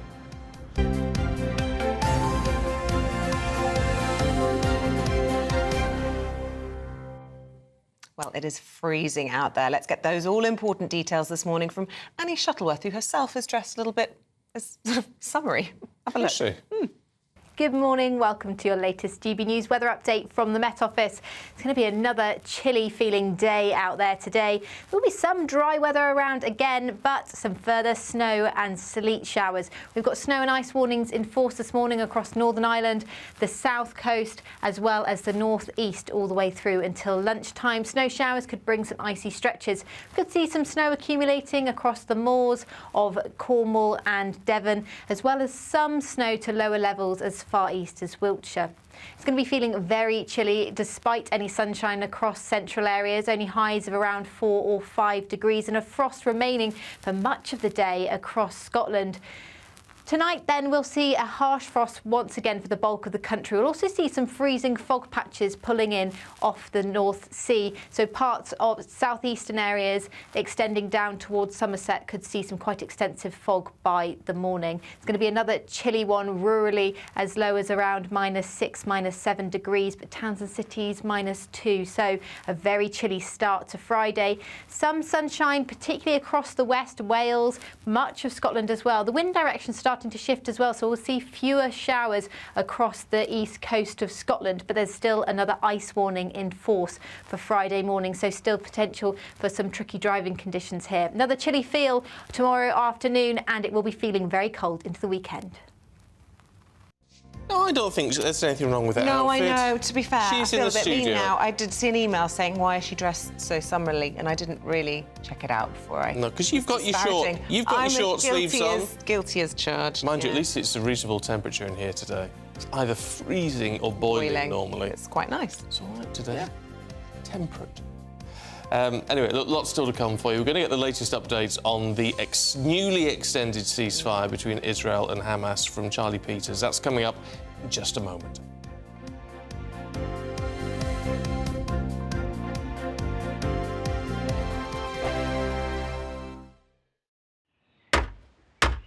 Who is it? We're here for the show. Welcome to the Dinosaur Hour with me, John Cleese. I was married to a therapist. And you survived? I thought we were getting Hugh Laurie. Second best. You interviewed Saddam Hussein. What's that like? I was terrified. I'm playing strip poker with these three. No, thank you. My CDs need to be put in alphabetical order. Are you going to be problematic again? The Dinosaur Hour. Sundays on GB News. Good afternoon, Britain. Good afternoon, Britain. Join us, Tom and Emily, To find out what's happening in the heart of Westminster. and why it matters to you. Weekdays from midday, we bring you the most compelling stories from across the United Kingdom. And from your doorstep to our inbox, That's right, we want to hear from you, GB News. Britain's news channel. I think the most exciting bit for me is talking to people. People who I think are ignored often by the major news channels. We're going to give news they want to hear. There's a voice there that needs to be heard. I think there's a chance here for a diversity of opinion to be expressed, which you don't find elsewhere. It's really exciting. We don't hold back. We're free to say how decisions that are taken here affect us all around the country. Only on GB News, the People's Channel, Britain's news channel. I'm Michelle Dewberry, and I'm not here to tell you what to think. I'd much rather hear what you have to say. So, send in your opinions to gbviews@gbnews.com. Keep them clean, and you never know, I might read them out.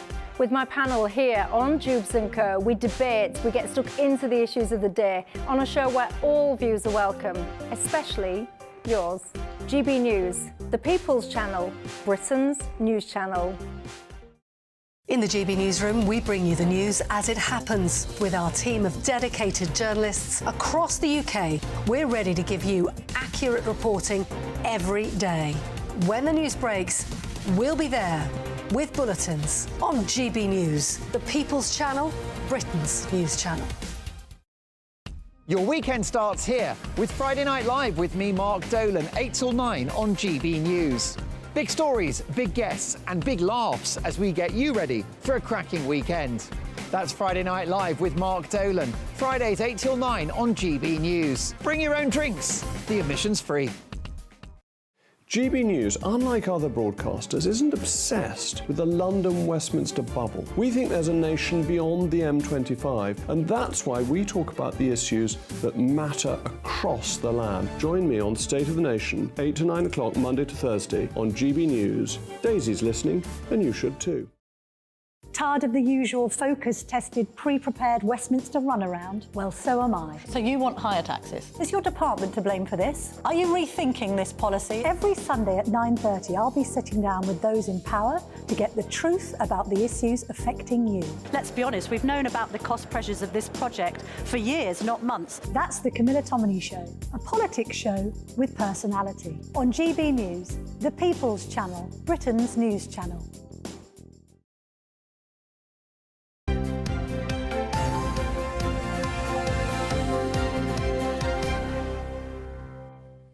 Now, a developing story this morning. In the last few hours, both Israel and Hamas announced the ceasefire will continue. Hamas said it will last for another day, whilst the Israelis didn't specify how long it would be, only adding that the truce will continue in order to continue the exchange of hostages. Well, let's get the latest from our reporter, Charlie Peters. Morning, Charlie. Well, that ceasefire was due to end at 5 a.m, Stephen, but at the last moment, the Prime Minister's office in Israel received a new list of hostages set to be transferred over the border later today. This comes moments before a terror attack was launched in Jerusalem this morning. 2 people killed by armed gunmen in the West Bank, 8 others seriously wounded, many of them rushed to hospital there.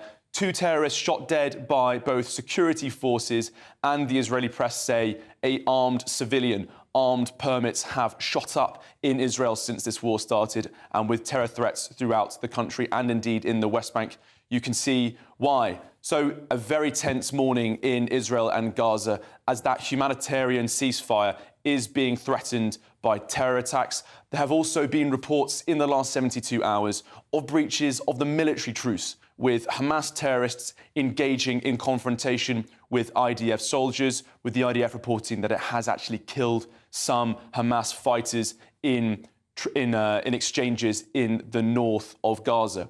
So who will be released tonight? It's unclear as the discussions continue on who Hamas still has in terms of their hostages. There are reports, though, that they are starting to dip into what could be described as their more high-value hostages, dual nationals, some Americans, and potentially also men over 18. Last night, Itai Regev, a male teenager, was released, and continuing discussions over the state of the Bibas family, the iconic Bibas family, who have been such a symbol of the hostage situation in Gaza. Hamas claim that 10-month-old Kafir Bibas, his 4-year-old brother and his 32-year-old mother have been killed in an Israeli airstrike. And there were reports last night that they attempted to transfer 3 bodies over the border with Israel, which Israel rejected. They don't want bodies, they want alive hostages to keep this ceasefire going. But the situation now in Gaza, one of deep peril. They say there is a humanitarian catastrophe there, according to the UN. The Saudis say that any aid coming through is just a scratch of what is needed. And what is required now, they say, is a true ceasefire. While this 24-hour extension continues, though, Hamas will be preparing, restocking and rearming throughout the Gaza Strip. There are still some 100,000 people in the north of the Strip, hiding in some 50 shelters there, many of them, of course, civilians. But the question remains, are Hamas still in the north, and are they going to be arming and defending in many positions in the south? We know from last night that the IDF Chief of Staff, Herzi Halevi, said that they are prepared for the next phase of their operation.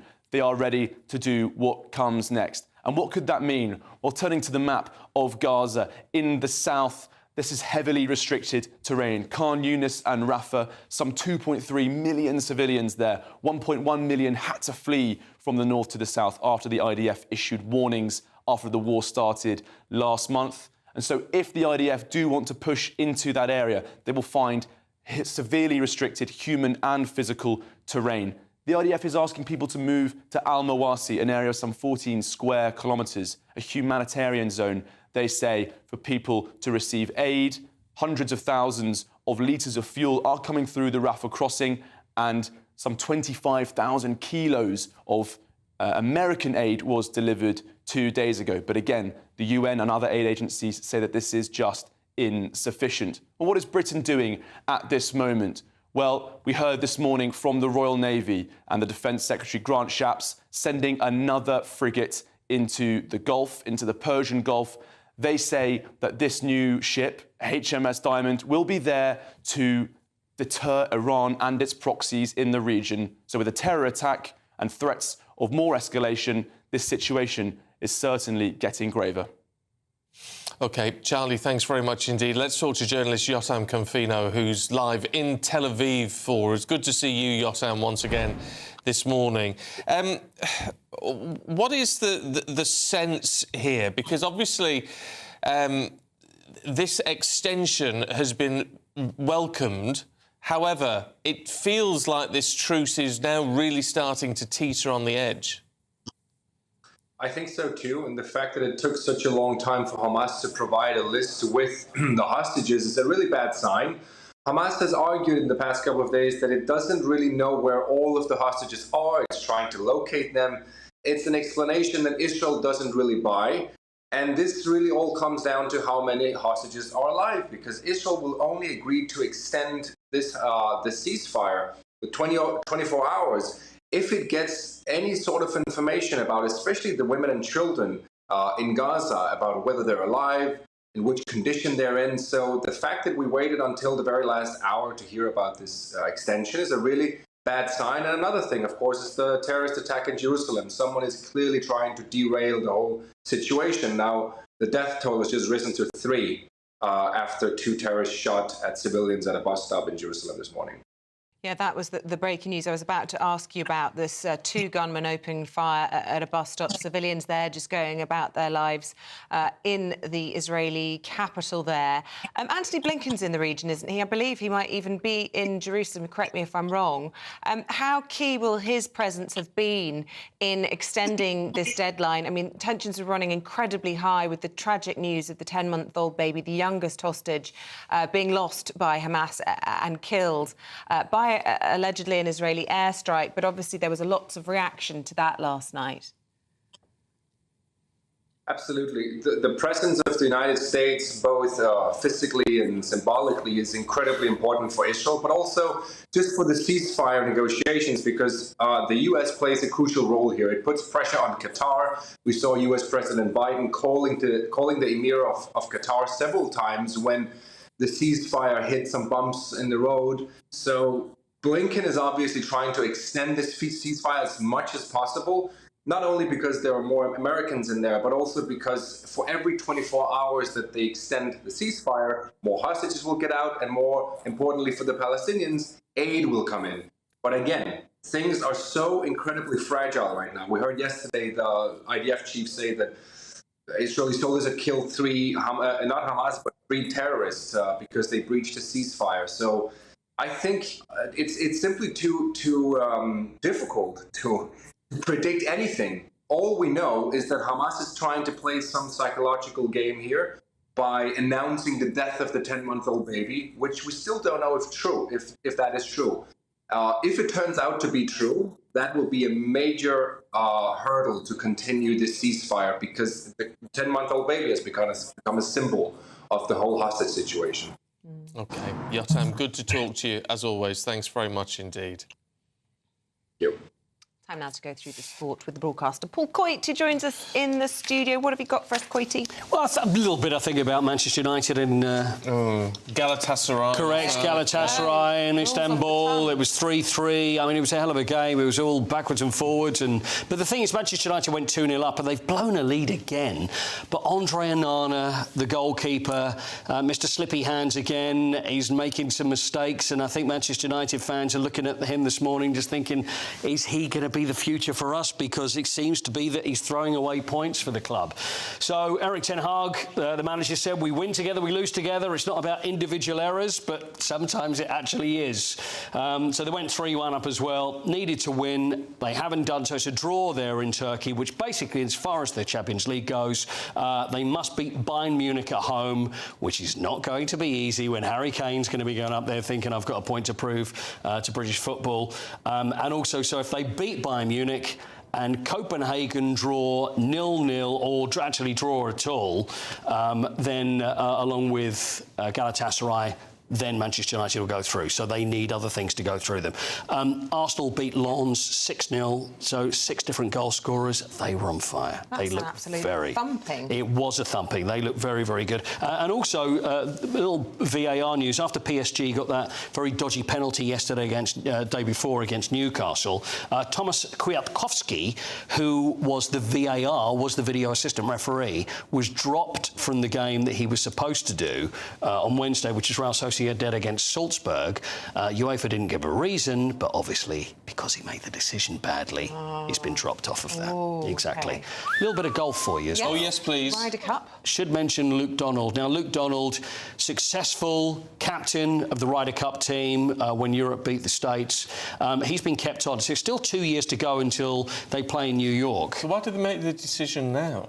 Well, I think it's because everybody was so up around him, and they was all the players were shouting, 2 more years, 2 more years. And it's like, well, everybody wants him. So it's like, well, it worked very well, so let's get him signed up. Okay. Also, as far as Rory McIlroy's concerned, I did mention this the other day, it's this PIP, they call it, the PIP, which is $15 million he managed to pick up, which is the Player Impact Programme. So the person who puts golf on social media. Scams, then. Yeah, it's not that one. All the breast implants. Oh, yes, yeah. Oh, well, are they the PIPs? They were I thought they were the tips as well. No, they're not those. So anyway, so these things, so he's earned himself 15 million. So really, I can combine the two. So not only with the Ryder Cup and Luke Donald, but this fantastic ad that was made last year before the Ryder Cup. Now look at this. It's like Love Actually. They call it Luke Actually. And look, this is Luke Donald there going to Rory, asking him to play in the Ryder Cup. This happened this time last year, and so that's probably goes some way towards Rory making that 15 million. And also Luke Donald being captain again. It's just a great advert. Look, there we are. It's Christmas. Just because it's Christmas. And we tell the truth at Christmas. Yes. Get on with it, Luke. To me, you are almost perfect.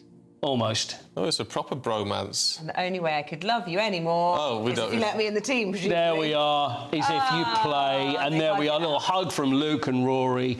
Very moving, very lovely, very Christmassy, and I think worth revisiting again. Yeah. I love Love Actually. Yes. Do you? Yeah, I'm going to watch that tonight. Oh, yeah, soppy. Yeah. Were you planning on watching it tonight, or has that just sparked you off? Just sparked me off. You're going to watch Love Actually tonight? I won't. The thing is, what's the James Stewart, the James Stewart Wonderful Life? Have you ever seen this, A Wonderful Life? Yeah. See, I've seen it once and I was in such a mess, I couldn't watch it again. But that's the greatest Christmas. Oh, it's just, honestly, it's the greatest Christmas film of all of them. Soppy devils. How about your turkey this year? Now, what's Mrs. C going to do? Neil's been in touch. Hi, Neil. Says, we will never cook a turkey in an oven again. What? We always have it deep fried. What? Deep fried turkey? Beautiful, succulent, and not at all dry. Then you can use oil for chips. Is it battered as well? Well, a battered turkey. Yeah, that's the way. Okay. Ed's got in touch. After a delicious turkey at Thanksgiving, I'm looking forward to beef Wellington for Christmas dinner. Oh, that's my favourite. I was actually thinking, that's not a bad shout, with a mushroom sort of thingy-bobby. Sauce. No, lime. Jus. No, the roll. You've got the beef, then you've got the mushrooms. And then the pastry. Yeah. And then you cover the gravy on the top. What, a mushroom lining? Lining, yeah. I can't think what the technical term is. I don't know. A mushroom lining. I don't know. You're like Fanny Craddock, you are, aren't you? Dave doesn't like turkey. He prefers red meat. So they have a joint of reindeer. No. Joint of reindeer? That's kind of sacrilegious, isn't it? Especially at Christmas when you've got... There you go. Yeah. I can see the sense of that. Plus, he says it lets my inner Scrooge joke that I'm eating Rudolph. Oh, no. Nicola says they have a joint of pork or sirloin. All right. But I'm with Josephine. If you don't have turkey on Christmas Day, what are you going to have on Boxing Day? Boxing Day with no cold meat, chutneys, etc. is just not on. No, we're having beef. Well, not that I'm having it, but we've got turkey crown for Christmas Day and roast beef for Boxing Day. How many have you got? You can have a house full. 2, 4, 8 of us, I think. 8. I haven't done my maths yet, but I think about 10. You made a good point. What you said about people do overcook the turkey, don't they? They do overcook. It needs to be turkey. nice and succulent. It has to be succulent, and you meant to cook it upside down, aren't you? Yeah. Yeah, get those breasts face down. Yes. Is this when you're cooking? I'm so sorry. Coity. I apologise. Stop it, yes, apologise. I don't need much encouragement to I'm get sorry. the giggles. I'm so Not sorry. another day in a row. Oh, dear Honestly, me. can't take you Get those anywhere. breasts face down. That's my tip of the day. We're going to move on. I think that's for the best. Thanks, Paul. See you in a moment. What are we doing now? I don't know. We've got headline makers coming up in just a moment. Don't go anywhere.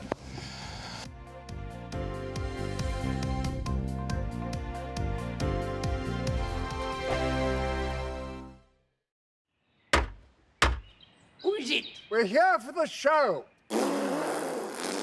Welcome to the Dinosaur Hour with me, John Cleese.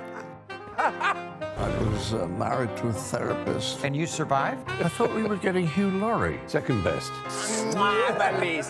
You interviewed Saddam Hussein. What's that like? I was terrified. I'm playing strip poker with these three. Oh! No, thank you. My CDs need to be put in alphabetical order. Are you going to be problematic again? The Dinosaur Hour. Sundays on GB News.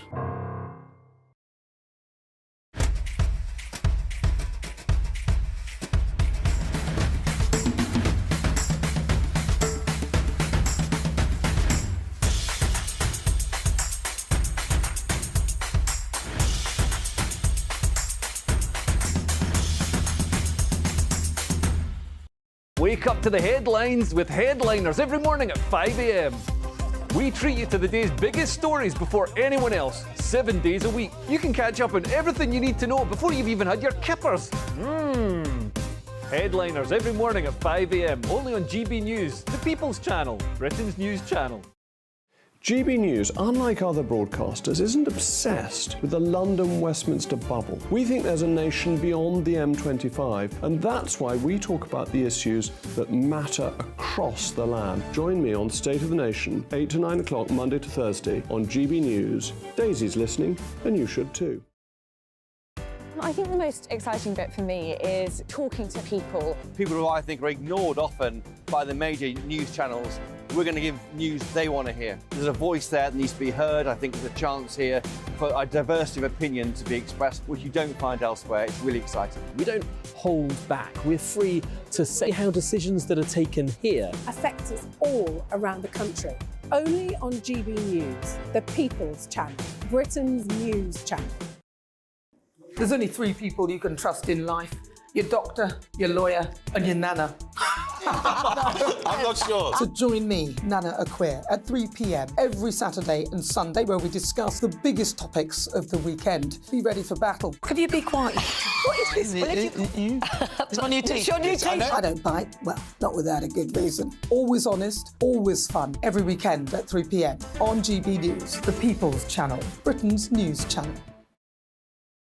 Your weekend starts here with Friday Night Live with me, Mark Dolan, 8 till 9 on GB News.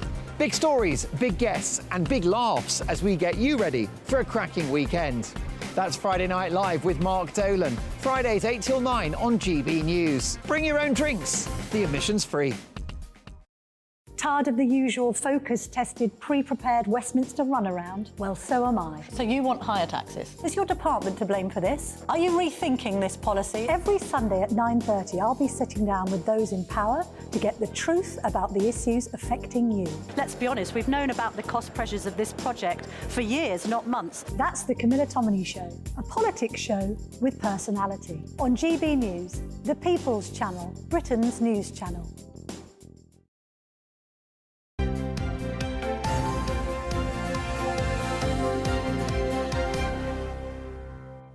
7:42, morning to you. Time for the headline makers today with former editor of the Daily Star, Dawn Neeson, and the journalist Andy Jones. Yes, and we're going to start with you, Dawn, remembering the hostages and the dead. Yes. And this was incredibly moving at a sort of a rave in the desert, for want of a better word, but not really a rave. How would you describe it? Yeah, well, it was a rave, actually. Yeah. It was a peace festival, wasn't it? And it was on the border of Israel and the Gaza Strip. And 6:30 in the morning, after the night before, that's when Hamas decided to attack. Rockets were fired, and then they basically were... And this is remembering them, basically. We know there were, I think, about 230 people killed there, hostages taken. Middle of nowhere, as you can see there, and this is how they've remembered them. They've got the pictures of those who were killed and missing, and where the DJ set was, and it's just incredibly moving. And I think the reason Andy and I wanted to talk about this one was because we can all appreciate what that's like. You can all appreciate being at a concert, or even if you haven't been to a music festival, somewhere in something like a fete or something like that, where suddenly you're having a lovely, wonderful time with your friends and your family. I said, this was early in the morning, you've been up dancing all night, maybe drinking, whatever, having a really nice time, and then suddenly horror descends. And you run, and it's a featureless landscape, and you have got people on motorbikes with machine guns and grenades. And, people... There was one horrific story about a girl that had to play dead underneath her fiancé's body for 3 hours to save herself. We interviewed a woman on this programme whose boyfriend had got his car, filled his car up with festival goers, got them away, got them to safety, went back, did it a few times, and the last time he went back, sadly, he got killed. A hero, an incredible hero, but it was incredibly moving talking to her. Oh... It makes you go cold, doesn't it? It's still chilling to this day. But we need to remember that, because there seems to be too much, but the focus seems to be on Palestinians at the moment, that's not a wrong thing. No. However, you can't forget what started it. No, of course you can't. But the thing is, it's the fact that even you, as on a broadcast medium where you are taking a neutral stance, you hesitate to say, but we have to remember this, because it's become so divisive, so partisan. It's like, you have to pick a side. You have to be one thing or the other. You don't. You have to see the grey areas, the nuances, and it's horrific that anybody is dying. The point, oddly enough, when I was at church yesterday, one of the points the vicar made was, how blessed you are to not take sides. Do not take sides in this. Just look at the suffering wherever it is. Exactly. And we're losing sight of that. Anyway, look, let's move on to things a little bit closer to home. Speaking of sides. PMQs can often be dull. But apparently yesterday, Keir Starmer destroyed the Prime Minister. Before we have a chat, Andy, let's just have a look. It is ironic that he's suddenly taken such a keen interest in Greek culture when he's clearly become the man with the reverse Midas touch. Everything he touches turns to... maybe the Home Secretary could help me out here. Rubbish. So will the Prime Minister do the country a favour? We'll have to check the tape again, Mr. Speaker, I think. So will the Prime Minister do the country a favour, warn us what he's planning next, so we can prepare ourselves for the disaster that will inevitably follow? Andy? Yeah, Rishi Sunak's honeymoon is definitely over. So if you're unsure what that was about, Rishi Sunak was supposed to meet the Greek Premier the other day and then cancelled because the Greek Premier may or may not have wanted to talk about the return of the Elgin marbles. And then also James Cleverly there, who was used as a punchline for a word that I cannot say on air that he may or may not have said about the area of Stockton. He denied that he used it in relation to the area. He said it was about the MP in question. Yeah, he indeed may or may not. Potentially even Quite. Offended one person as opposed to a whole area. Yes, it's good job that our political heavyweights aren't quite so juvenile, indeed. I just find... I like a joke and I like a poke, and it is a good way of getting the message across, but I am a bit that there are incredibly serious things going on in our country, and the pantomime of Commons, I never feel sits very well if you're sat there in a freezing cold house with nothing in the cupboard. Mind you, look, I totally get the point, but whenever politicians have said, we're going to end Punch and Judy politics when they get into the position of opposition leader or number 10 or whatever it is, and they try and stick to it for a while, PMQs become so dull. It does become dull, and it is childish. It's incredibly childish. You've seen kids having more intelligent arguments in playgrounds, haven't you? And the fact that they're all trying to out-clever one another, and it's like, weaving the Greek tragedy in it. I mean, basically the whole sort of like, the row over, should the marbles be returned? And they're not marbles, by the way. I actually had someone say to me the other day, I actually thought they were marbles. No, it's a frieze of statues. Someone actually thought they were marbles. Oh, no. And I think they're being serious. Why don't we just give them back? Is that controversial? We should sell them back. We need the money. Well, because once you start, where do you stop? Well, we give everything back then, and also, it's not. Museums will be empty. It's not like Greece has only got Greek things in their museums, is there? I'm sure they've got treasures taken and borrowed from around the world. Greece stole them from Turkey. Someone was. Yes. It'd be like an international swap shop. If we all decided to give everything back that belongs to another country. I think more importantly, why didn't the Prime Minister meet with the guy who is leading the country that's on the forefront of the migrant crisis? It looked very juvenile. I don't know whether. Speaking of, go on. Oh, sorry. I didn't know whether Rishi's team thought it would make him look like the strong man or something like that. I think it was a bit of dead cat. I think it's distraction therapy. It's like, let's just talk about the, the Elgin marbles rather than anything else we really need to be talking perhaps about. The crisis in the NHS, Dawn, which leads us on to the next story. You can see the front of the Mirror for this, but this is the nightmare at A&E. Right, OK, and I'm going to be completely honest here, right? I have been working in newspapers for a very long time now. I might have mentioned this in the past, but I feel like I have read this headline every year for decades, and usually, funny enough, on the front of the Mirror. Yeah, 54% of casualty units are failing, worse to come with winter surge. Every year this story happens. Yes. Well, it does. Yes, and there's no denying the NHS is facing problems. Of course it's facing problems. It needs sorting out. But I think these stories are A, repetitive, and B, they're unnecessary. Yet the NHS needs sorting out from top to bottom. And the reason NHS A&Es are overflowing at the moment is because our GP service is in crisis. Because a lot of the stuff that your GP used to do no longer does. You have to get... It's simple things like getting your ears fringed, OK? You can go and get them privately. 60 quid, OK? Fine. If you've got 60 quid, no problem. A lot of people don't have 60 quid. Yeah. So you wait till it gets so bad, then you go to A&E. So A&E now, rather than dealing with the stuff they should be dealing with, are dealing with all sorts of issues that should be sorted out at GP level. And I'm not saying the GP service is fine and dandy, that needs sorting out as well. The whole NHS from top to bottom needs sorting out. But this is like, well, yeah, tell me something I don't know, sorry. Yeah. And also self-diagnosis is the other thing, isn't it? Because people have an earache or something, and then they go on the internet and convince themselves they've got a brain tumour. Kid swallows something, it's, we absolutely have to go to A&E just in case. Well, because people are worst-case scenario about absolutely everything. Just anecdotally, but I've recently moved out of London and got a new GP surgery out in the sticks. Have you? And I have to say, I've been blown away by the GP. Absolutely incredible with my poorly children recently, with the temperature and all sorts of high temperature. They've been got a lower brilliant. workload, though. Probably, yeah, but there are exceptions to the rule, and there are GPs. I live in one of the poorest boroughs in London. I haven't seen a GP for 3 years. Yeah. No, I can't get an appointment. No, it's a worry. Anyway, look, let's turn our attention to something far more important to most of us, Andy, which is Greggs launching a fine dining experience. Gaelic-inspired, no less. Absolutely. So the Greggs marketing team has launched its first fine dining experience, which is a Parisian-inspired pop-up within a Fenwick department at where else, the home of Greggs, Newcastle. And you can go and have your steak bake with dauphinoise potatoes, green beans and almonds, or you can go and have your vegan sausage roll with vegan accompaniments. So look at that on the screen there. We've got a lovely picture of...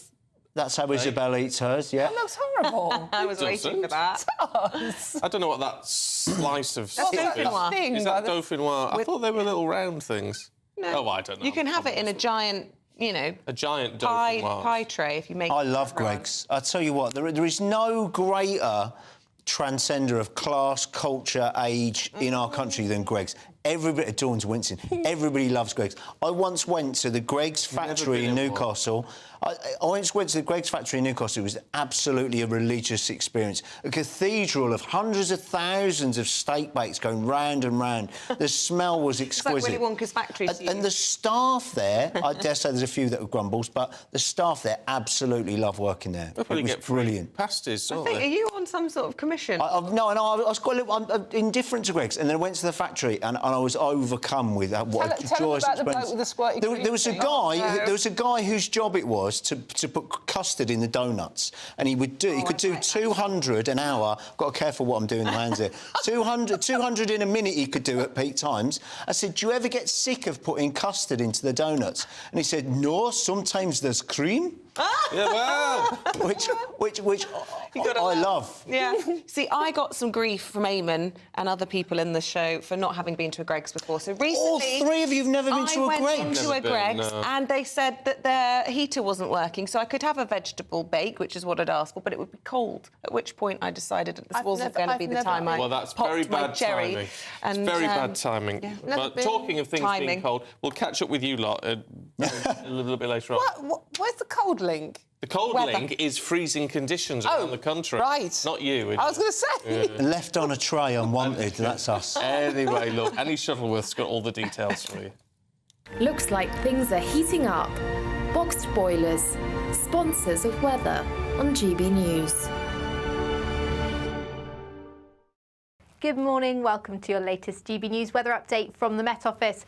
It's going to be another chilly feeling day out there today. There will be some dry weather around again, but some further snow and sleet showers. We've got snow and ice warnings in force this morning across Northern Ireland, the south coast, as well as the northeast all the way through until lunchtime. Snow showers could bring some icy stretches. We could see some snow accumulating across the moors of Cornwall and Devon, as well as some snow to lower levels as far east as Wiltshire.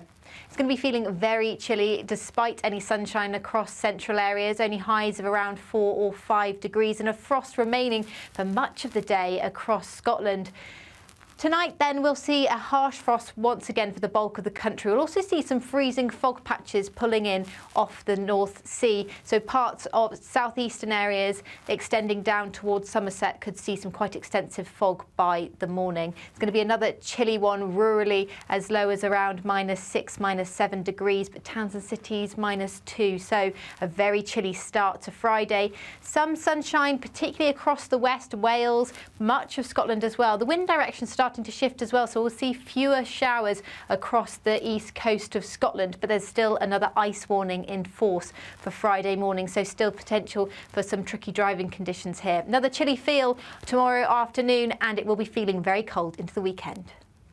A brighter outlook with Box Solar, sponsors of weather on GB News.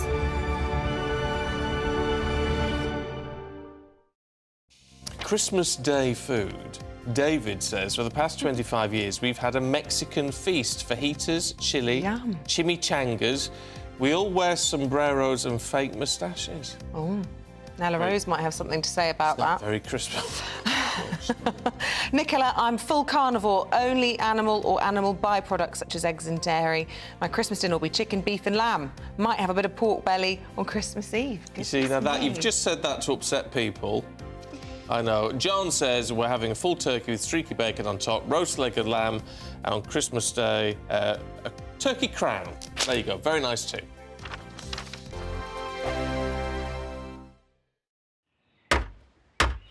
Who is it? We're here for the show.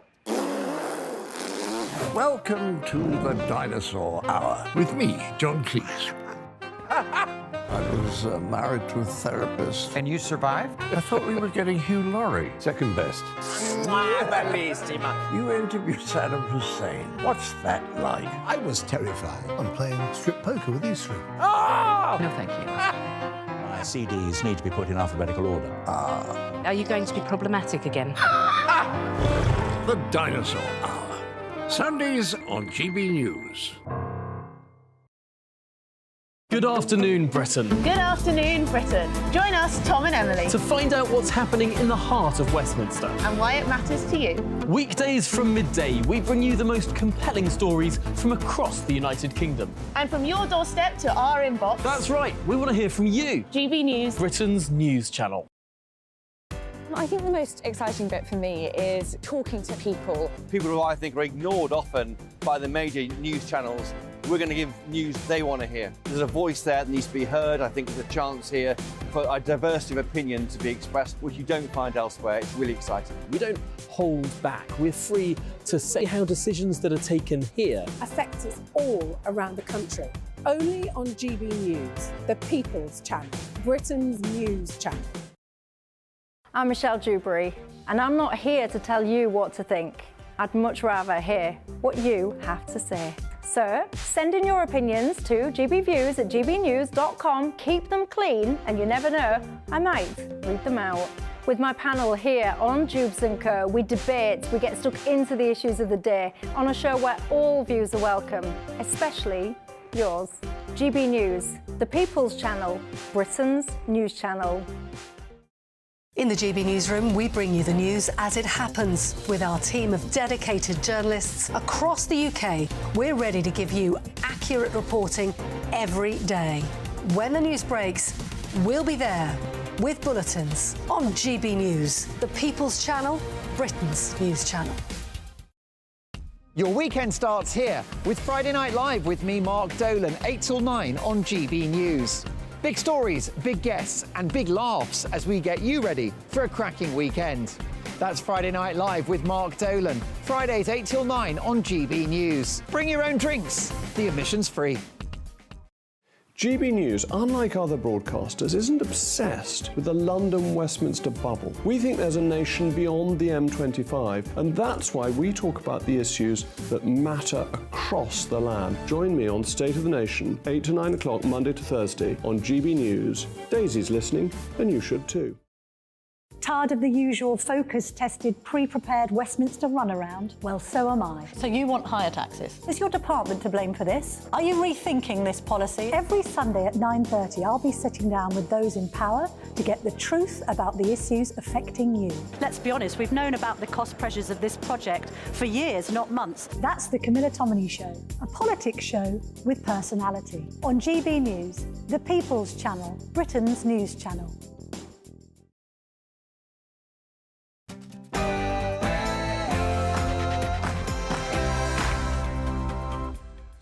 Good morning. It's fast approaching 8 o'clock. It's Thursday, the 30th of November. You are very welcome to breakfast with Stephen Dixon and Isabel Webster. Well, this is what's leading the news for you this morning, and with tensions escalating around the world, is a terror attack in the UK only a matter of time?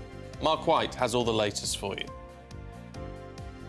Well, the counter-terror police are telling people to be extra vigilant in the run-up to the festive period, a time when, of course, many people gather in crowded places.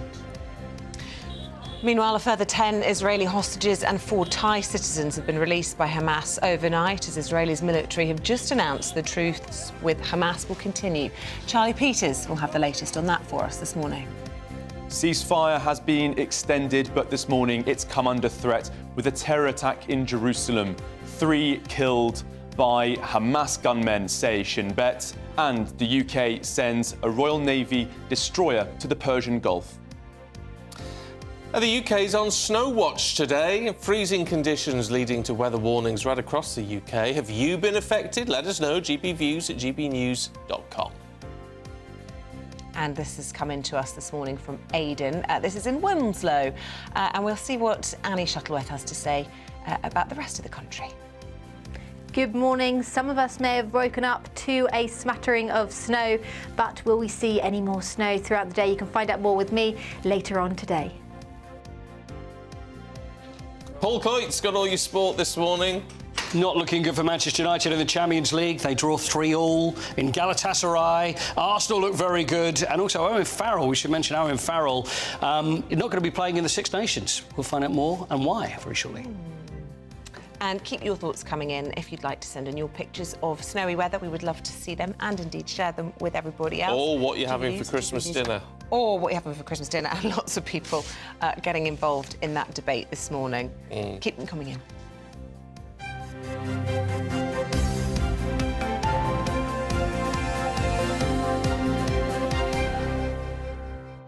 And now a terror attack in the UK linked to the conflict in Gaza is likely only a matter of time. That's according to security sources speaking to GB News. Yeah, it comes as counter-terror police warn the public to remain extra vigilant in the run-up to Christmas.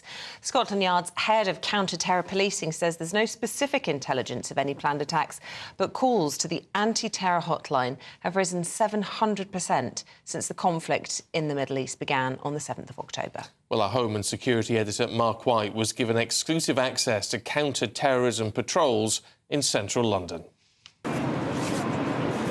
On patrol with a counter-terror team in central London. These officers are from Operation Servitor, a mix of uniformed and covert plainclothes teams. We've got a lot of plainclothes officers working the area today, just keep people safe on the building for Christmas.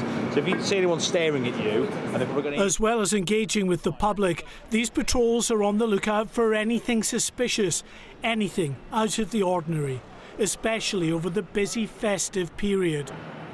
Draw together at Christmas, both for our families. We go shopping, we visit events like Winter Wonderland. We've got one of the busiest shopping streets in Europe behind us. Obviously draws a lot of people in, and we ask members of the public, as they're shopping in these areas, enjoying themselves as they should be, they remain vigilant as well. There is understandable concern that the war in Gaza could be the catalyst for terror attacks here in the UK. In recent weeks, the alert levels in France and Belgium have been raised after separate terror attacks in those countries. These British transport police officers have also increased their counter-terror patrols in the run-up to Christmas. Although the UK terror threat level has not yet been raised, counter-terror police have seen a 700% increase in calls to the anti-terror hotline since the start of the Israel-Hamas conflict. We've seen in the past events overseas often can lead to radicalisation of individuals here, and we're very alive to that. And we've seen an increase in prevent referrals, and we've seen a particular increase in the amount of online extreme material referred to us. We're now over 2,500 reports from the public to the Counter-Terrorism Internet Referral Unit. Over 500 of those require more investigation to understand whether there's been a hate crime or a terrorism act offence committed. The festive period not only has added symbolism in the twisted logic of terrorists, it is also a time when people are much more likely to gather in larger crowds, attending special events or Christmas shopping. And lone wolf attacks, or those of lower sophistication, can be just as deadly and require little in the way of planning. Well, sadly, it may only be a matter of time before we have a terrorist incident within the UK. We've seen them across Europe, and of course, with the tensions in the Middle East, that's something that really could cause problems within the UK as well.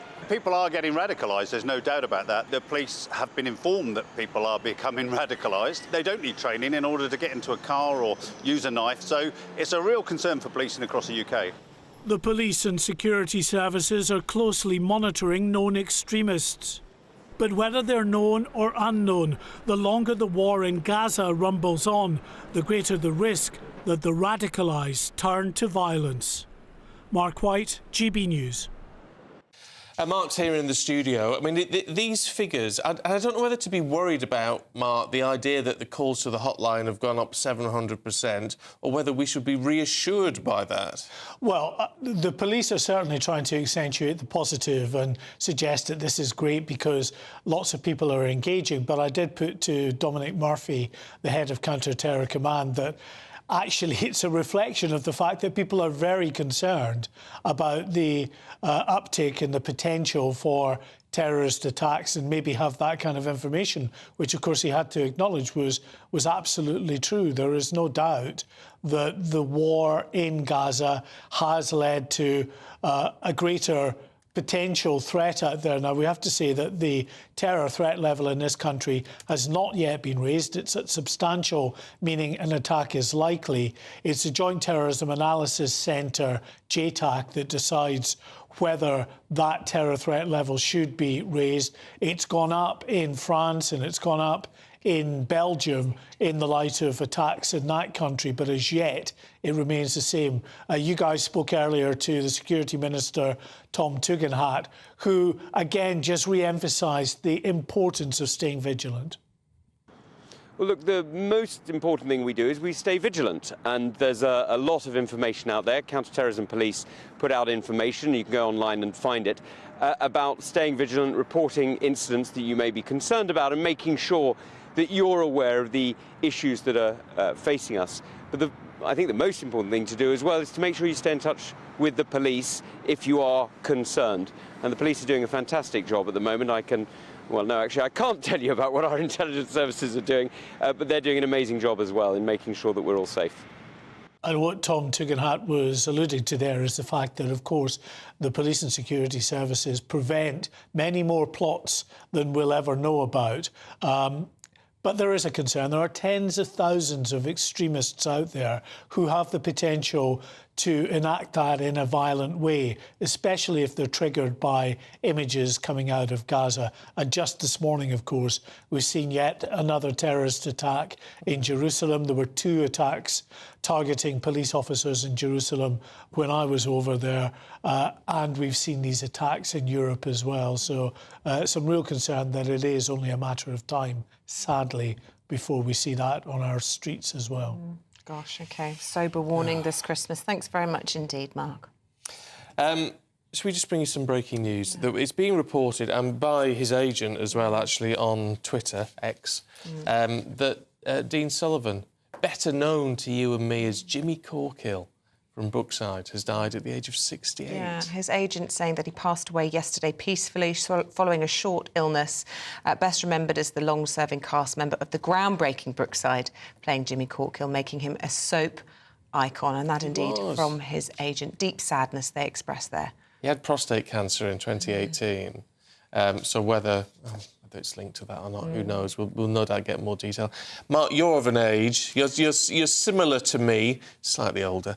But I mean, Brookside, when that all kicked off, was it was proper groundbreaking, wasn't it? Yeah, it was incredible because what Brookside was, which obviously Coronation Street wasn't at that time, was hardcore. Yeah, it really dealt in a very sort of forthright manner with some of the real issues, drug addiction and LGBT, murder with, all its gruesome detail under the patio. Yeah, all of that. And of course, we all remember Jimmy Corkill because, he had the shock of curly hair, didn't he? Yeah. Just a very distinctive chap. And, very disturbed character, really. Well, Jimmy, I think he was. Yeah, he was a hard man.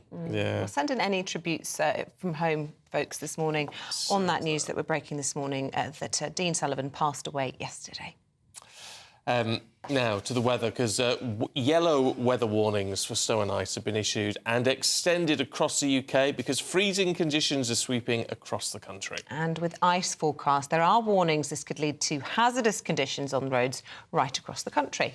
Let's talk to Head of News and Issues at Direct Line, Ewan Robertson, who joins us now. Good to see you, Ewan, this morning. Look, what should we expect across the roads? Because actually, a lot of us just don't prepare enough, do we, when it comes to these sort of conditions?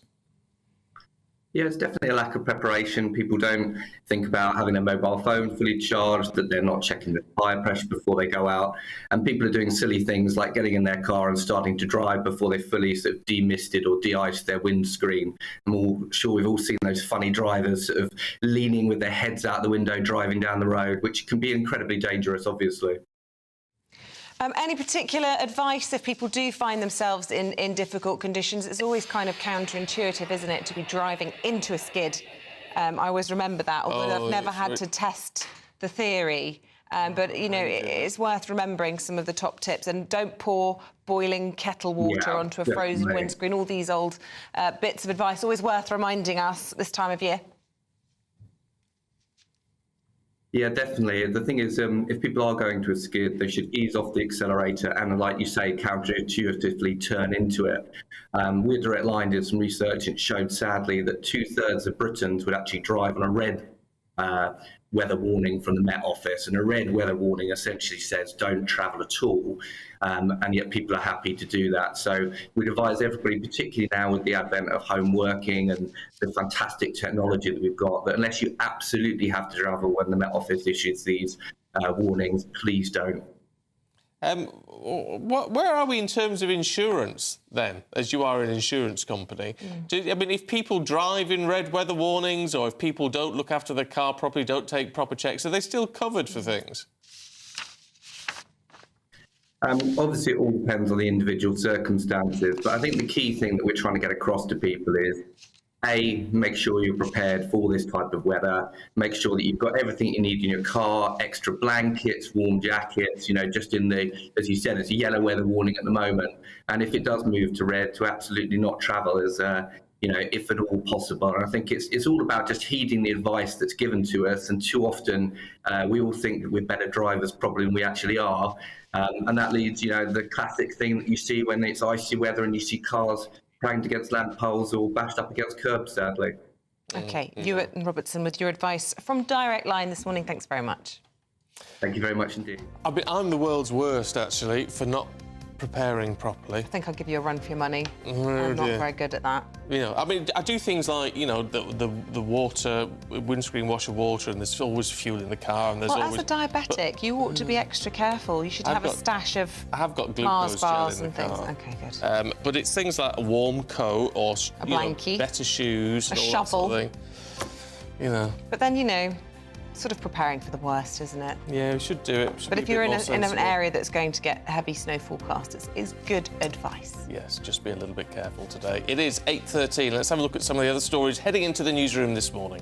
And breaking news overnight, Henry Kissinger, the former US Secretary of State and, of course, a polarising figure who dominated Cold War politics, has died at the age of 100. He served under former Presidents Richard Nixon and Gerald Ford and continued to remain an important voice in American foreign policy for decades.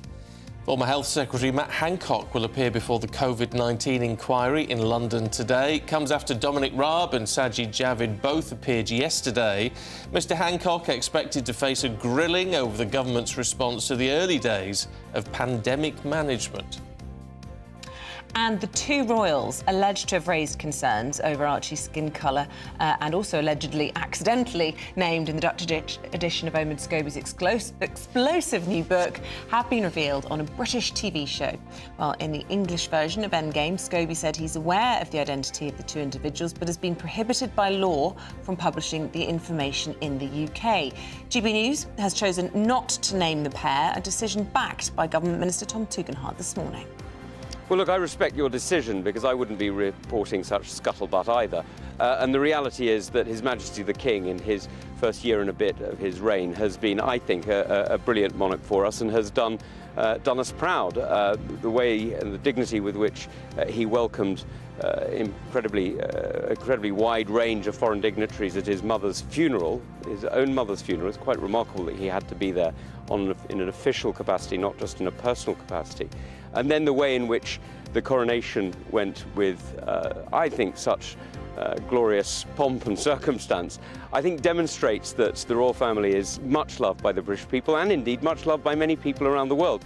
And if people like this author are trying to profit off the back of it, well, it says more about them than it does about His Majesty.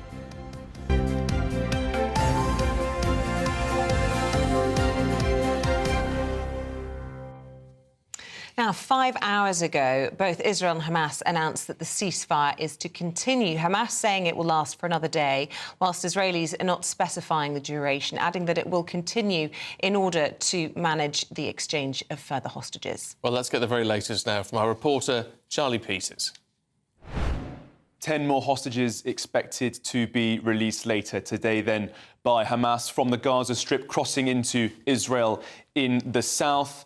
And it's understood that Hamas are now dipping into their most high-value hostages to keep this ceasefire going. That includes American civilians and also potentially even some of those soldiers that they took captive on October the 7th on that devastating terror attack in southern Israel. Conversations also continuing on the safety and security of the iconic Bibas family. 10-month-old baby Kafir, his brother, a 4-year-old, and his mother, a 32-year-old, reportedly killed in the Gaza Strip. Hamas say they were killed by an Israeli airstrike, but discussions continue on their state and their security, although they are unlikely to be part of future hostage exchanges. They have not been included in those discussions, as the Israelis have demanded. But as this discussion continues, only 5 hours into this extended ceasefire, there has been a terror attack in the entrance to Jerusalem this morning. Some 3 civilians killed by what Shin Bet, Israeli MI5, say were 2 Hamas terrorists who had also been recently released from prison, both on terror charges. Will this affect the engagement between Hamas and Israel? Because, of course, for every Israeli hostage released by Hamas, the Israelis are releasing 3 Palestinian prisoners. And the majority of those prisoners are being kept in on terrorism charges. Will this affect public mood now that Shin Bet say Palestinian terror prisoners have killed civilians this morning in Jerusalem? Off-duty soldiers and an armed civilian actually interrupted that attack, killing both attackers. So the conversation continues on that ceasefire. At the same time, though, the IDF Chief of Staff, Herzi Halevi, a Lieutenant General, a very senior soldier, last night said that they are ready for the next phase of their plan. And Israel has continued to discuss its return to what it describes as the next phase, the decisive phase of its ambitions to militarily wipe out Hamas. And if it wants to do that, it'll need to push into the south of the Gaza Strip, currently located mostly of their forces in Gaza City and in North Gaza, where some 100,000 civilians remain among 50 shelters. But in the south, there are 2.3 million, severely restricting the terrain there, which is already very densely built up and has not had the kind of aerial bombardment that we saw in the north. Those civilians in the south are being asked by the Israelis to move into Al-Mawasi, a 14-kilometre square strip on the southwest coast of the area. But the UN say this is a catastrophe and that a permanent ceasefire is needed. Last night, the Saudi foreign minister echoed those calls, saying a true ceasefire is required. But it appears the Israelis are prepared to push on.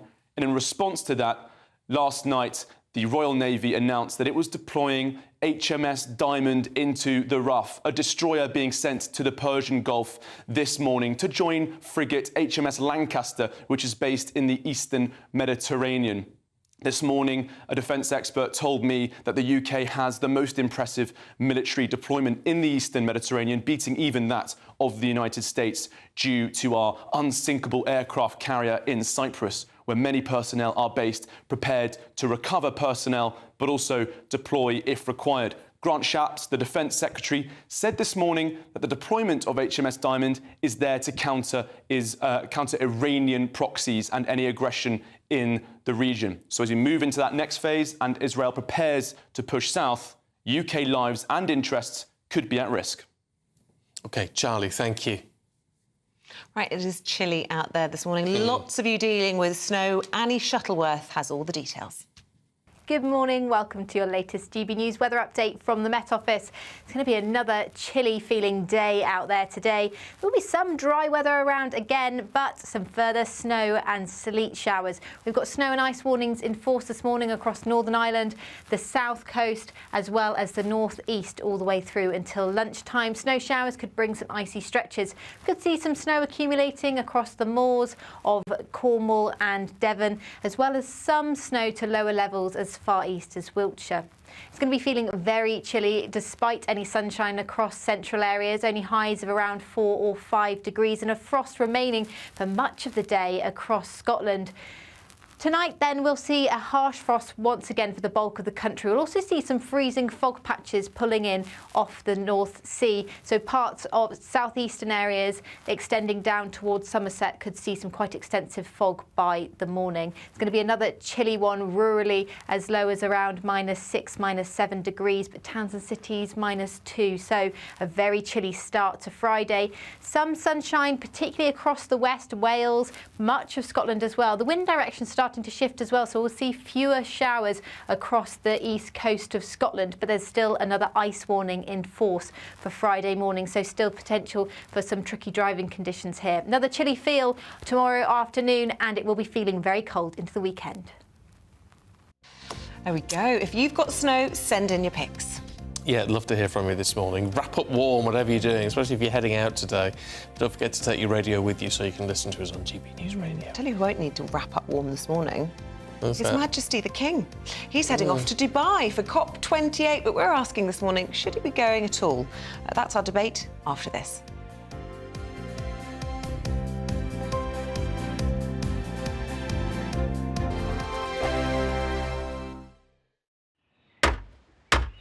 Who is it? We're here for the show.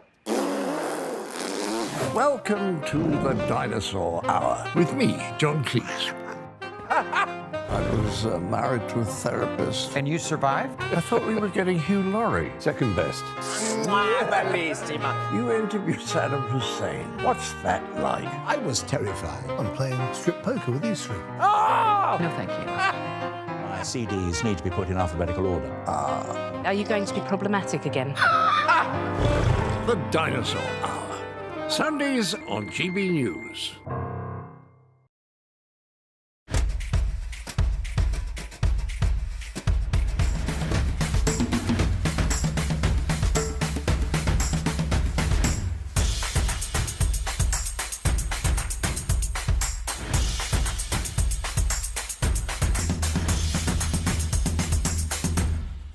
Wake up to the headlines with Headliners every morning at 5 a.m. We treat you to the day's biggest stories before anyone else, 7 days a week. You can catch up on everything you need to know before you've even had your kippers. Headliners every morning at 5 a.m. only on GB News, the People's Channel, Britain's news channel.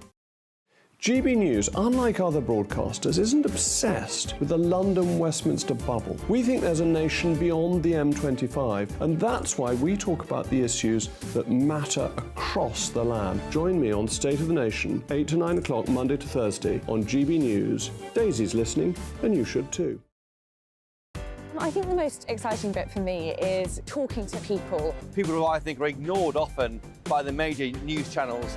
We're going to give news they want to hear. There's a voice there that needs to be heard. I think there's a chance here for a diversity of opinion to be expressed, which you don't find elsewhere. It's really exciting. We don't hold back. We're free to say how decisions that are taken here affect us all around the country.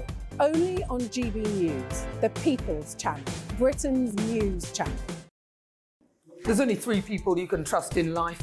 Your doctor, your lawyer, and your nana.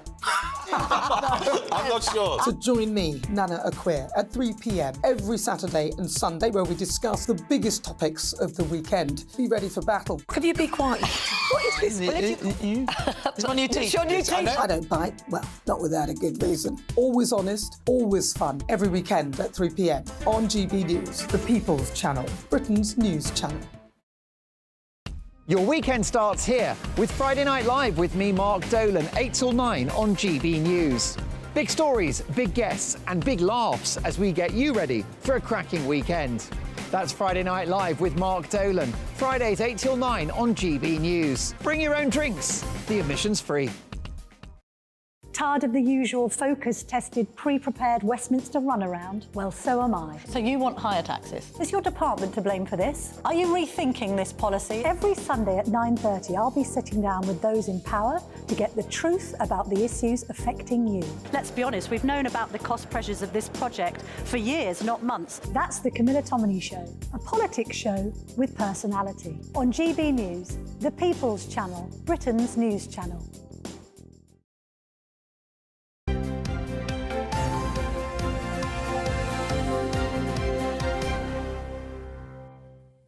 Now for some royal news for you this morning. King Charles arrives in Dubai today for the World Climate Summit, better known to you and me as COP28. Well, the British monarch, who's campaigned on environmental issues for more than 50 years, is set to give the opening address to the gathering tomorrow. Yes, should he? Though, should he really be there? Let's talk to Editor-in-Chief of Majesty magazine, Ingrid Seward, and ethnographer and academic Lisa Mackenzie. Good to see you both. Why not, Lisa? Because King Charles is he has an unelected post. He doesn't really have any specialism, and he doesn't really represent 99.9% of the people that live in the UK. He has no concept of what it's like to live in a cold house or to have to turn your heating off, or he's got no concept of the real pressures that are facing this nation. So I'm not sure why is he there. He's just a figurehead doing nothing. Well, people could say it's because he has a big platform, because he cares passionately about the issue, and others might even say he does have experience of living in extremely cold properties. Ingrid, what do you say about it all? Good morning. Well, the King is our head of state. Good morning, good morning. The King is our head of state, and as head of state, he's extremely knowledgeable, as you said, for campaigning for the environment for over 50 years, actually. And he has been asked by the government to give the opening address at COP28. He first gave an address in 2015, and he didn't hear that Liz Truss was briefly our Prime Minister because she asked him not to. And this year, Rishi Sunak has asked him to give the address. And of course, he's very willing. And he is, I think, the best person to do it because he knows so much about the environment. He's written several books. He has access to every expert in the world. And he has a high profile. I think he is the ideal person to do this. But the problem, Ingrid, is that, I mean, this is, in essence, I mean, particularly at the moment, this is a political issue and he's not meant to dabble in politics. I don't think it is a political issue. I think it is a global issue that needs addressing very, very quickly. And that's what all the experts say, not just Charles. I mean, David Attenborough is another one, and he's the one that we can all think of immediately. And I think this is above politics, which the King as head of state is also above politics. Lisa, are you persuaded? No, this is not about politics at all. This is absolutely about politics. This impacts everybody's everyday life. So, you know, having somebody like Charles, who doesn't live an everyday life at all, I'm not sure why he's going. He's unelected. You know, you said he's written lots of books, but what's his, you know, where is his education come from? Where is his knowledge come from? I remember that he built a town that he thought was a lovely English town called Poundbury. It's like nonsense. He lives in a sort of fantasy fairyland that the rest of us do not. In a sense, if it is an important issue, whichever sort of side of the line you fall on, Lisa. Isn't it right that we are sort of giving it our full attention, at least, and someone like Charles can sort of make that point? No, look, somebody needs to speak for our nation, absolutely. But I'm not sure that a man that lives in several massive mansions, has his energy bills paid by the British public and flies around the world on private jet, I'm not sure he's a good person to do that. Ingrid, whilst we've got you, I want to ask you about other royal matters, and this is the bombshell breaking overnight, and we've seen all the publicity around Omid Scobie's book, and accidentally, and I say that in inverted commas because we don't really know what quite went on there, naming the royals in the Dutch edition, and it's now happened on British television as well. We're very much taking the line, we're not entering into any of that. However, you know, what do you suspect will be going on behind the palace doors this morning? They'll be very upset, I assume, if not distressed. What's your take? Well, I think they would probably put the matter in the hand of their legal department. We don't know if this is true. Basically, the whole book is a crock of lies. So I rather feel that we can't really trust anything that Scobie says.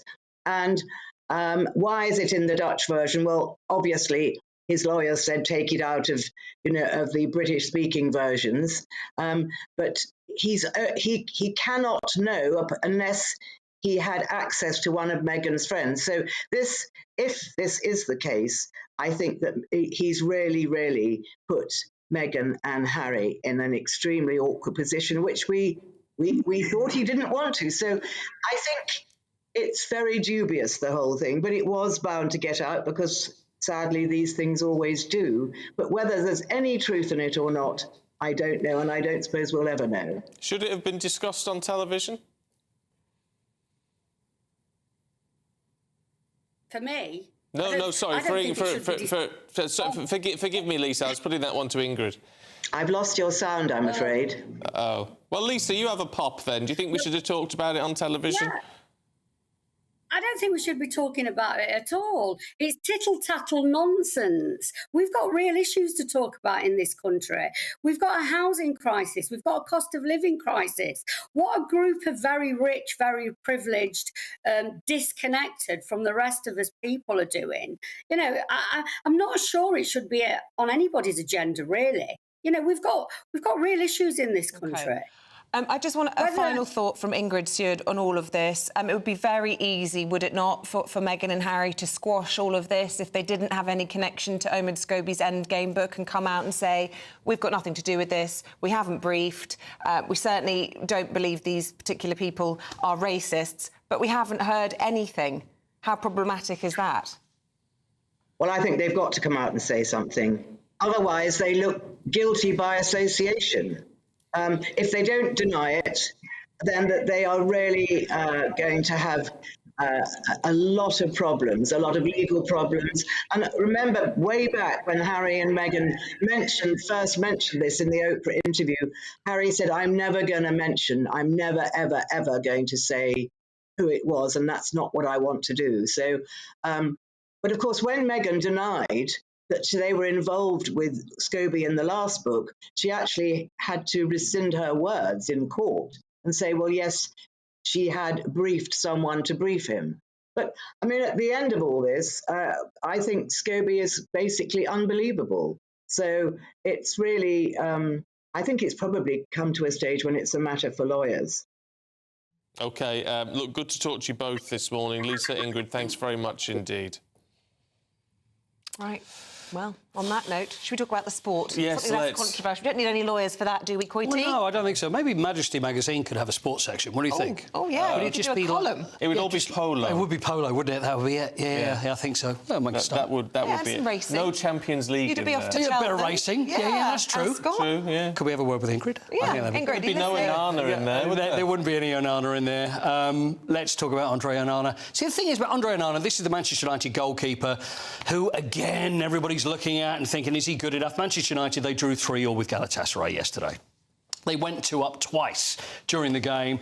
And there's poor Andre. The thing is, when he was signed to play for Manchester United, everything was said about, oh, he's great, because what's so good about him is that he's so good with his feet. But what everybody fails to remember is that when you're a goalkeeper, it's about your hands more than anything else. So, and it's his hands that have caused him problems. So Manchester United, not a good result. So the way things look, as far as United in the Champions League going forward, they need to beat Bayern Munich in the next final game, which is coming up, so that ain't going to be easy. And we need a draw as well between Galatasaray, who have still got to play as well, and Copenhagen. So if that's a draw and Manchester United win, they will go through. Otherwise, they'll be out of the Champions League. I think it's the worst job in the world, being a goalkeeper. Well, maybe the ref. That's also one of the worst jobs, being the ref. I think so, but if you're a goalkeeper, you know, I've spoken to so many in the past about how you deal, because every goalkeeper will go through it, where you have a lack of form. If you think of players, you know, if you make a mistake, if you're playing on the pitch, it doesn't matter. Nobody notices. You make one mistake as a goalkeeper, everybody notices, and it's how you come back for it. So where we're going to go with Andre Onana, I really don't know. Arsenal won 6-0 against Lens, so their goalkeeper had no problem whatsoever. But also tonight, I don't know if you want to do this, because the thing about the Europa League, there's so many teams that people don't know where they're from. Some, you know, with respect to them, a lot of people hear the teams and have no idea. So, for example, Brighton, well, an easy one, they're going to be playing AEK of Athens. So, obviously, we know Got that. it. It's like the Lost Boys of Bern. There we are. That's it. Yeah, no, not the Young Boys. The Young Boys. Lost Boys. They became Lost Boys after the result. But anyway, so that was Greece. West Ham play Baka Topolo.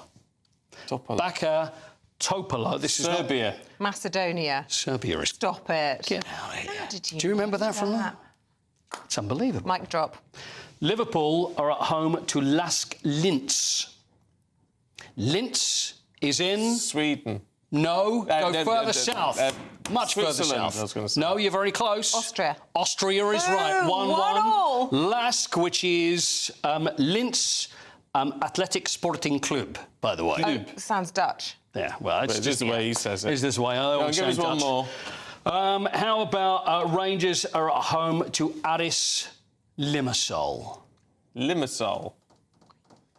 Greece? Close. I was going to say France. Cyprus. Cyprus, that's sort of Greece. And Conference League, Aston Villa play Legia Warsaw, and we know, of course, that's in Poland, of course. A moment ago, you said that the segment when we talked about breast down, that's the best way to cook a turkey. You said that was your favourite sports segment that you'd ever done. Well, yes. Somebody's been in touch this morning, a chap called Mike. He says, I'm an ex-chef and I've got some tips for Paul. Right. Actually, better than breast down. Right, OK, look the other way. He says, cook the turkey on its side.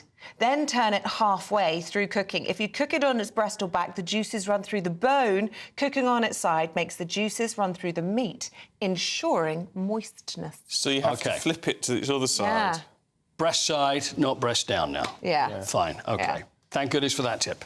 Could change my Christmas, you know. Could I think it's improved. Could your change my Christmas life, actually. Thank you. Anyway, get out. I'm sorry and that again. applies to both of you. Oh, actually. stop it. Get out. We love it. How do you feel being the straight man in the middle of this at the moment? Okay. Well, the first time I've ever been called back. There you go. There we are. Thank you. Good night, everyone. Still to come for you this morning. Who'd want to be a paramedic these days? We'll show you some viral videos in just a moment. Look at that.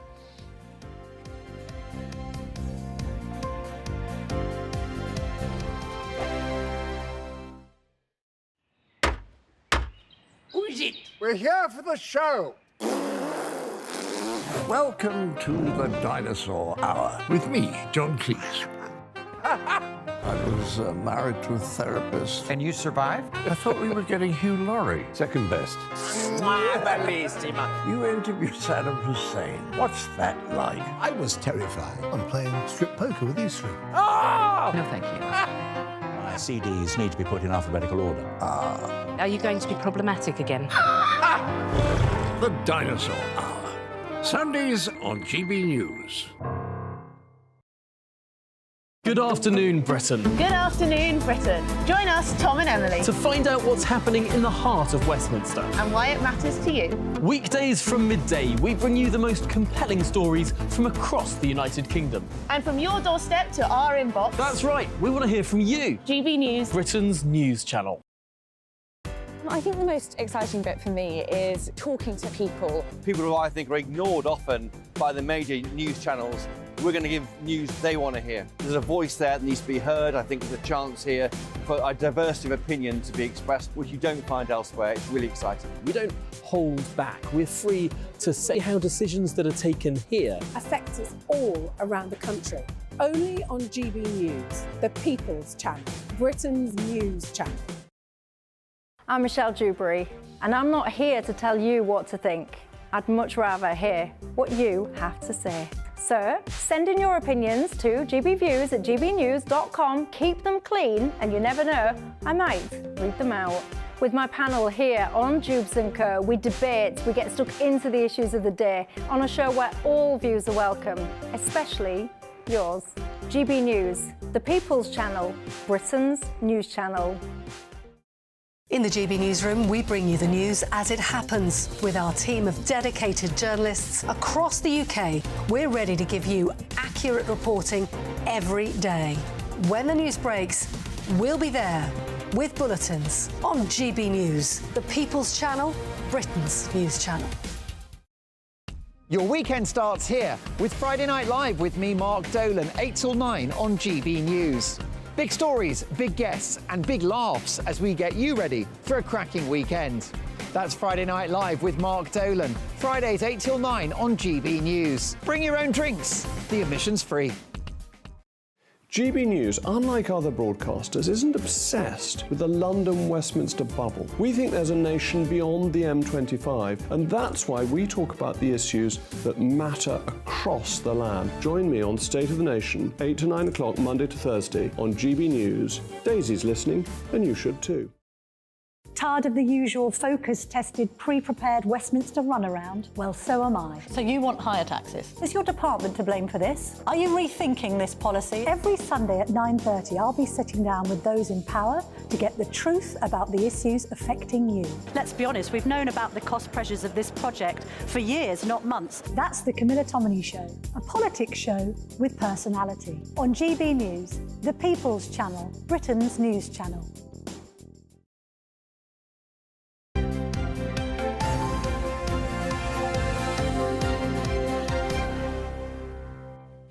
OK, headline makers now at 8:42, and we're joined by former editor of the Daily Star, Ms Dawn Newsom, and the journalist Andy Jones. Good morning to you. Oh, and let's both. start with you, shall we? And talk, Andy, about the COVID inquiry.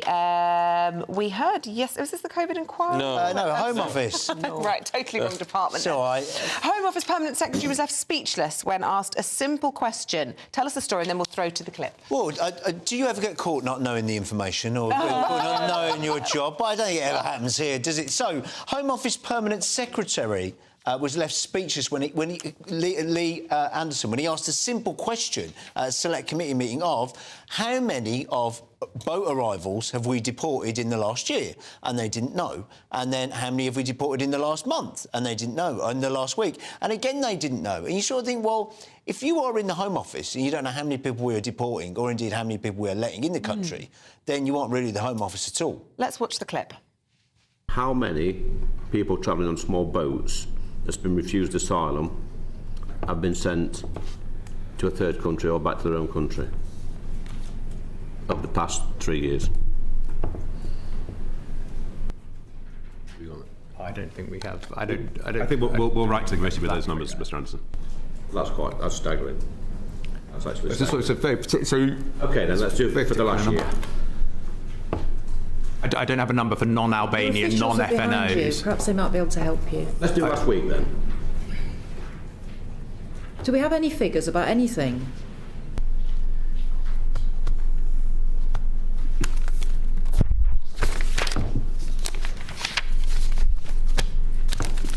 We'll write to you with those numbers, Mr. Anderson. I'm sorry, Chair, but I find it absolutely staggering that the big boss hasn't got a clue, not just on this question, but nearly every other question we've asked today. Well, some figures did come out of that hearing, didn't they? 17,000 rejected asylum seekers have just been lost by the Home Office. That was an admission that was made. I just don't know. I mean, look, you should go into these briefings. You sort of know the sort of questions you're going to be asked. You should have that listed. It's because they don't want to reveal the numbers. I think they clearly know the numbers. They just don't want to report them. We know that the net migration for last year was 750,000. At a conservative estimate, it was 600,000 the year before that. And that doesn't really include, as you say, all of these people that we've lost. I mean, 17,000 people we don't actually know where they are. I worked for 18 months before I was a journalist in the asylum provision system, putting asylum seekers in housing, and they would lose people all the time. Did you? Yeah, honestly, yeah. Twist. It was, yeah. I'll talk about it another time on the show. But we would put people in housing, but then we would not know quite where someone had disappeared to.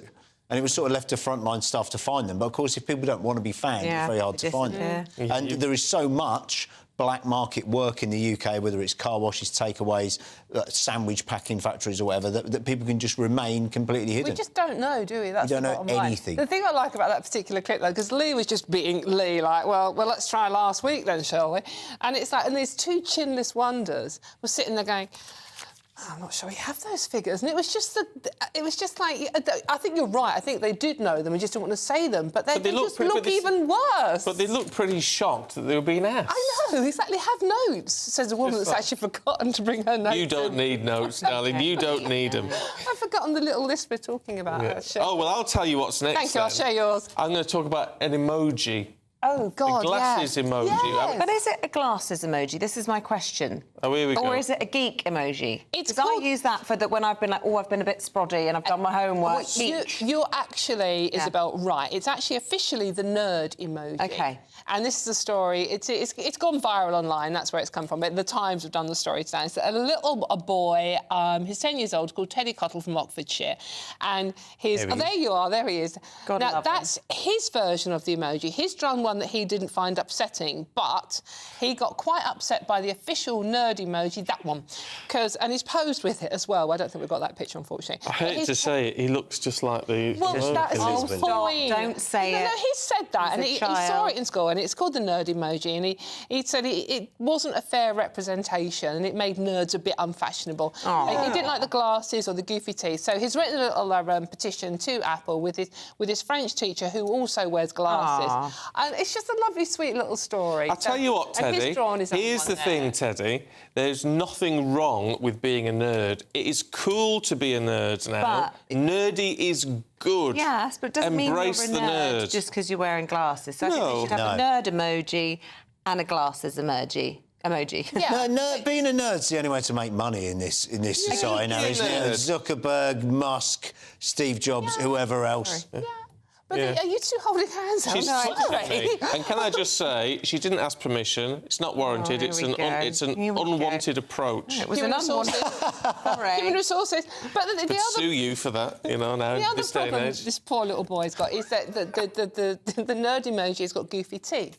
And he says that's not nice either. Now, hello, if you're watching out there, little boy. What's your name again? Teddy. Teddy, sorry. Hello, Teddy. I had goofy teeth as a kid. I did knock them out doing sport when I was about 11. So there I went through my teenage years with no front teeth at all. What? Which is really great when you're trying to get dates with boys. I know. So I had, big metal braces on. I looked so hot, honestly, Isabel. You would not believe how Well, many it's lucky boyfriends that went for that nature one. turned you into a supermodel at the But end there's of it all. there's nothing wrong with goofy teeth either. Or No, buck teeth. there's not. Well, they're sort of, longer front teeth. You don't want them sticking out that way. But I suppose the point that kids making about the emojis, I think it's the only emoji with teeth, isn't it? And it's Is like, it? well, why has the geek got teeth and then say there's... No, there's loads. There's the frozen one. Are there? Yeah, the There's frozen one, the nervous frozen one. Trust me, I'm an emoji. It's the only one with buck teeth, though, isn't it? Yeah. It's the only one with the, what you'd but say, they're the rabbit teeth. OK, well, here's the question. OK, Isabel, Yeah. if you were an emoji, which one would you be? Probably the geek one. Oh. Because I am a bit of a geek. Well, I don't really use emojis. I don't really know. I do this one a lot. This one emojis. going... Yeah, I do that one. I do the Oh, I wink also one. do this one. Because I'm frazzled all the time. I do the cold one a lot at the moment. Same. Yeah. See, I get worried. My dad sent me a WhatsApp with an emoji on the other week. I'm like, what are you doing? My mum does a one did he thumbs up. choose? My mum Can't could do a remember. thumbs up. That's always, Andy, down what- with the kids. Andy, what what would you emoji be? I probably can't say the one on air, but I think I'd be the anxious one, or the one I use after West Brom's football results. What's the one you can't use Although on we're air? doing a bit They're better at the moment. emojis. Oh, What, sorry? What's the Is one it you a can't use on air? vegetable? I know. The pile of something unpleasant. Oh, that one. Oh, that's disgusting. Yeah. Anyway, should we move on to another story? Yes, let's. Okay. Yeah, no, I don't get the whole emoji. We teased this, so I Aubergine. want to show this video. And again, just a reminder, if you are listening, stop at you two in the corner there. If you're listening on the radio, you can see this footage. It's a viral video, but it's really shocking, Andy. And this just is a reminder to us all about the incredible work paramedics do. But let's just first of all start by taking a look at this. Oh. So here we are. You've got a Who's pushed paramedic them out? going about their business, looking after somebody within the ambulance, and this guy pushes her out the door and she rolls across the floor. This is in and London. he leaves her like that and runs away. She was just doing her job, and more than that, she was just trying to help him. Was he drunk or something? Yes. yeah, We don't know, but I Yeah. think, looking at the footage, I think he appears unsteady on his feet. But it's quite a big guy, and she's sort of like quite petite by the looks of things. And he literally pushes her out the back door of the ambulance, and she falls on the floor. Where And was he this? staggers And up. this was at outside Chelsea and Westminster Hospital. So they'd scooped this guy off the street somewhere and then put him in the ambulance, and he just threw her on the floor out of the back of an ambulance, which is quite a drop, and she's clearly hurt her arm. She's clearly in a huge amount of discomfort. looks- And in the last year, there were 561 reports of physical assaults on ambulance crews. Paramedics already stressed, overworked, constantly dealing with traffic, constantly dealing with live situations, constantly also at the threat of losing their job or being sued if they do something wrong. They go to emergency scenes, they're being filmed, there's idiots getting in the way. We've seen horrible cases in the past where morons are just ringing up ambulances, getting them to arrive and then throwing stuff at the ambulance. You've got to have respect for people. And it doesn't matter what job they do. It doesn't matter whether they're a paramedic or a bin man, frankly. You should have respect for the work that people are doing. And I just think it's an absolute disgrace. Yeah, we're reaching a point in society now where anybody in a uniform is sort of a pantomime villain, and it's despicable. Whether it's the police, Despicable is the right word. paramedic, and people are just people are seeing them as a proxy of the government and attacking them, and it's absolutely appalling. In other countries, you know, for instance, Japan or whatever, you get a very long prison sentence for that. And I think that attacking paramedics is absolutely the worst of the worst. Also, I always think, you know, they see a lot of the road traffic collisions.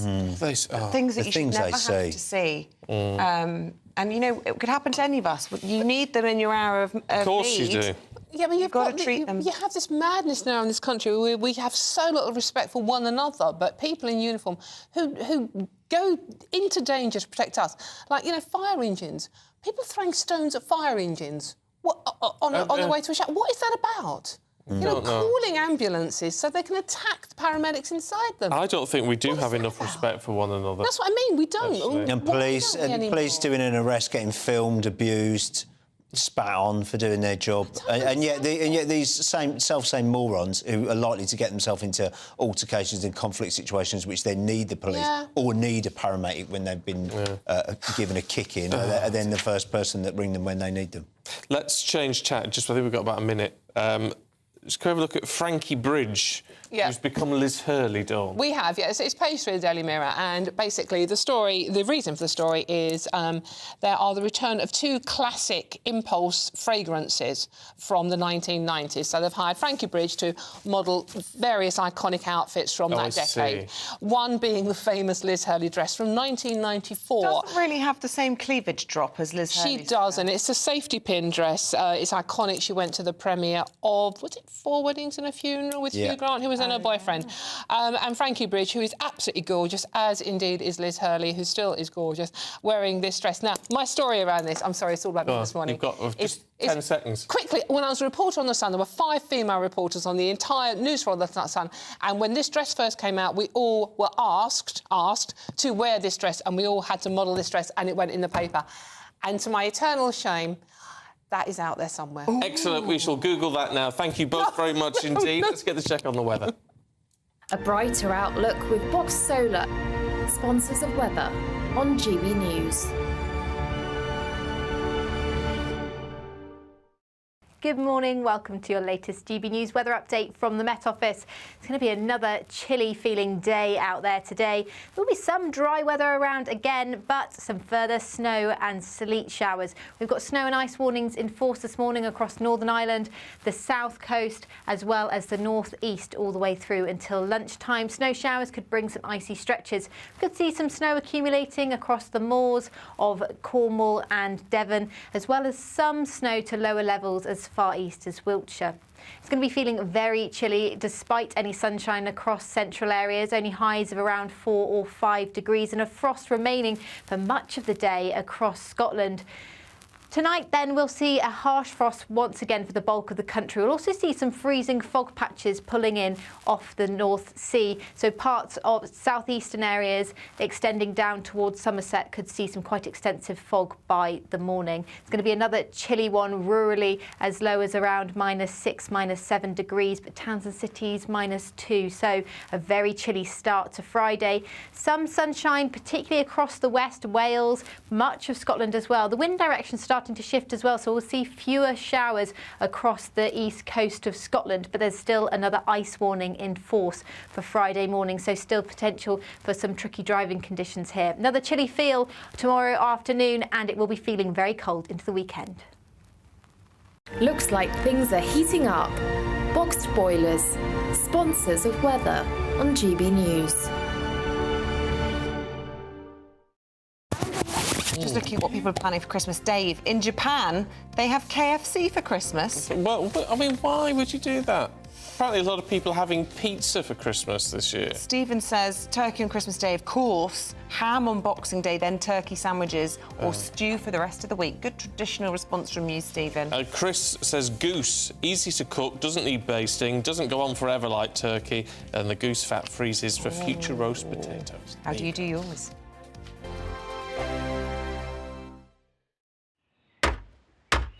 Who is it? We're here for the show. Welcome to the Dinosaur Hour with me, John Cleese. I was married to a therapist. And you survived? I thought we were getting Hugh Laurie. Second best. You interviewed Saddam Hussein. What's that like? I was terrified. I'm playing strip poker with these three. Ah! No, thank you. My CDs need to be put in alphabetical order. Are you going to be problematic again? The Dinosaur Hour. Sundays on GB News.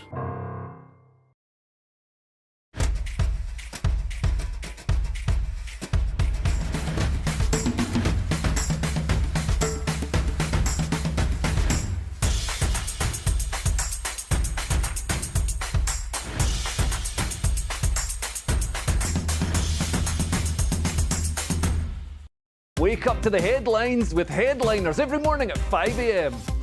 We treat you to the day's biggest stories before anyone else, 7 days a week. You can catch up on everything you need to know before you've even had your kippers. Headliners every morning at 5 a.m, only on GB News, the People's Channel, Britain's news channel. GB News, unlike other broadcasters, isn't obsessed with the London-Westminster bubble. We think there's a nation beyond the M25, and that's why we talk about the issues that matter across the land. Join me on State of the Nation, 8 to 9 o'clock, Monday to Thursday, on GB News. Daisy's listening, and you should too. I think the most exciting bit for me is talking to people. People who I think are ignored often by the major news channels. We're going to give news they want to hear. There's a voice there that needs to be heard. I think there's a chance here for a diversity of opinion to be expressed, which you don't find elsewhere. It's really exciting. We don't hold back. We're free to say how decisions that are taken here affect us all around the country.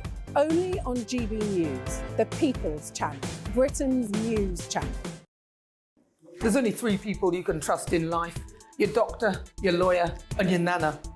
I'm not sure. So join me, Nana Aquare, at 3 p.m. every Saturday and Sunday, where we discuss the biggest topics of the weekend. Be ready for battle. Could you be quiet? What is this? It's my new teeth. It's your new teeth. I don't bite. Well, not without a good reason. Always honest, always fun. Every weekend at 3 p.m. on GB News, the People's Channel, Britain's news channel.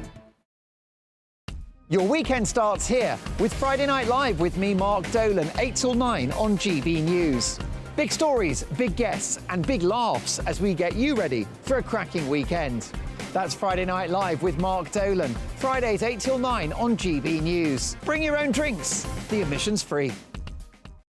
Tired of the usual focus-tested, pre-prepared Westminster runaround? Well, so am I. So you want higher taxes? Is your department to blame for this? Are you rethinking this policy? Every Sunday at 9:30, I'll be sitting down with those in power to get the truth about the issues affecting you. Let's be honest, we've known about the cost pressures of this project for years, not months. That's the Camilla Tominey Show, a politics show with personality. On GB News, the People's Channel, Britain's news channel.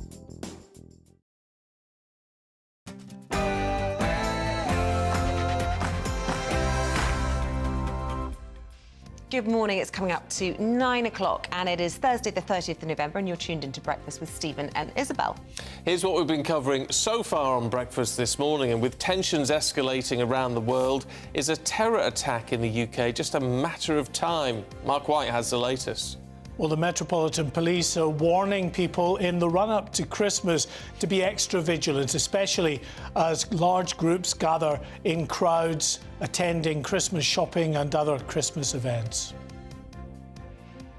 A last-minute ceasefire extension has been agreed to by Israel and Hamas as a further 10 Israeli hostages and 4 Thai citizens were released overnight. We're all on snow watch today. Freezing conditions leading to weather warnings right across the UK. And thank you for sending in your pictures this morning. We've enjoyed those. Look at this beautiful winter scene sent in by Aidan. This is Wilmslow in Cheshire. A little touch of the frost there. We want to see your pictures as well this morning. Send them in. You've got another half hour left to do so. gbviews@gbnews.com. And let's see what the forecast has got in store for you today. Good morning. Some of us may have woken up to a smattering of snow, but will we see any more snow throughout the day? You can find out more with me later on today.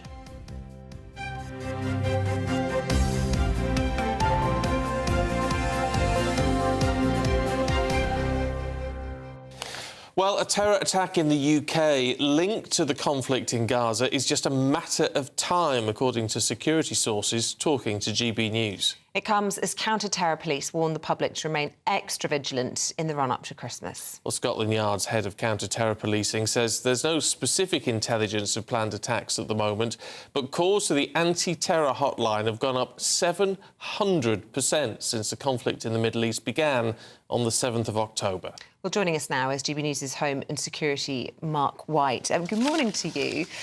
Look, that's an alarming rise in numbers there, but is that just actually that the public are doing, as is being asked of them, and being extra vigilant? Well, they're certainly doing that, but there's real concern that actually what is happening is that there are individuals out there who are a potential risk that people are worried about, and they are contacting the police as a result. And the police are doing what they can do to try to keep a handle on the situation. But there are tens of thousands of people out there who are extremist, who could cross over into violent extremism, especially if they're triggered by the likes of the pictures that they're seeing coming out of Gaza. We know that in the past, events like the Iraq War, the war in Afghanistan, the rise of ISIS have all been triggers for terrorist attacks across Europe, including here in the UK. I mean, the fascinating side of this, to an extent, Mark, is that clearly heightened tensions, clearly there's a lot of work going on. We won't know about it for years. If they deal with it successfully, we just don't hear anything. Well, we don't know about it at all. Yeah. The vast majority of terrorist attacks are prevented. If they get enough information and evidence to put before the courts, we then hear about the endeavours of the police and security services, because there are successful prosecutions. And we know that there are cases constantly that are working their way through the court system. So they're always busy, but they're particularly busy at the moment, and very concerned because we've seen terrorist attacks that have taken place in Europe, and just today again, a shooting terrorist attack in Jerusalem. When I was over there reporting on the conflict in Gaza, 2 terrorist attacks took place in Jerusalem.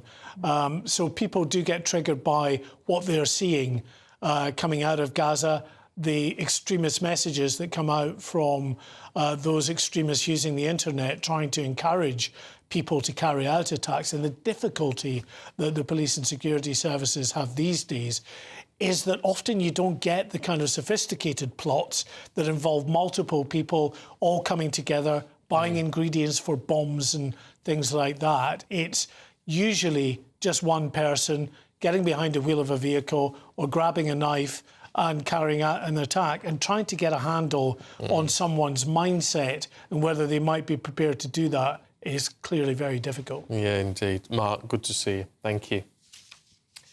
Let's bring in now the Shadow Secretary of State. Well, look, the most important thing we do is we... That was Tom Tugendhat speaking to us a little bit earlier on. We're actually going to speak to Labour now. We've got Peter Kyle standing by. As I was saying, he is the Shadow Secretary you enjoyed of State that, Peter. for Science and Innovation and Technology. A very good morning to you. I'm sorry about that. Thank you for joining us this morning. You want to talk about Labour's... from Tom Tugendhat. You want to talk this morning specifically about your plans for helping us to keep our homes warm, which is particularly apposite given the weather this morning. Tell us more. That's right. There are 19 million homes in our country that aren't fit for the future. They're not insulated enough, and they're leaking hot warmness out into the cold air today. And I hope you're nice and warm in the studio there today. I can assure you it's pretty nippy out here. But those 19 million homes are not fit for the future. So we will roll out a programme where we will insulate 2 million homes every year and get them fit for the future. That means that it will save householders £500 each. Of course, that's money that will go into their pockets and then eventually into the economy, which is important. It will also impact 4 million workers across our country who will be involved in delivering this programme. Great jobs out there that are including building and insulation and glazing, people installing solar panels on roofs. These are really important jobs. And all of this, of course, will help householders lower their bills. It will invest in our economy and it will make sure that we get economic growth into our economy as well. So this is a win-win for our economy and householders. Well, yeah, but how do you pay for it? Because it's going to cost a lot of money. Don't tell me it's coming out the non-dom tax cancellation, because that seems to be the answer to everything Private from Labour school at the fees, moment. that's the other one. No, but I will tell you that every single one of our spending commitments will be built on the rock of fiscal responsibility. So we will only borrow to invest. And then as we get to the point of the election, we will have more details about the state of the economy and how we will be able to fund these policies. But I'll tell you now that investing in these programs stimulates the economic growth that our economy needs. It helps householders lower bills. This is the kind of way that we can invest into our economy, into people's households, and make sure that we can get the growth into our economy that we need into the long term. So these are the kinds of plans that you can expect, because right now we have an economy that is stuck in this doom loop of low growth and high taxation. We can't think like that. What we need is a proper reset for our economy, not another Rishi Sunak reset, but a fresh start, which we believe can only come from a general election and then a fresh start with a Labour government. And this gives an indication of how we will get economic growth into our economy, doing the kind of things that America is doing to make sure that it gets the highest economic growth in the G7 and also the lowest inflation. Our competitor countries are doing this. We need to keep up with them. Well, talking about ways to keep up and plans that America are adopting, lots of those being discussed at COP28 in Dubai, which is getting underway, obviously addressing things like climate and changing weather. Do you think it's right that the King should be attending this year and indeed giving a speech?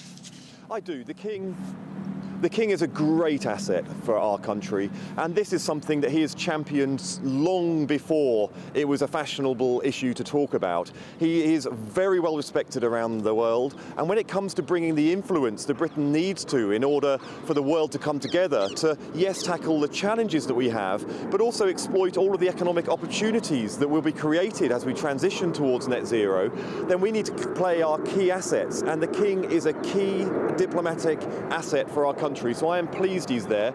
I'm actually really proud that he's there. And I'm also pleased for him as an individual, because I know that him as an individual will really relish the opportunity to speak about these things that he is very, very well known and respected for.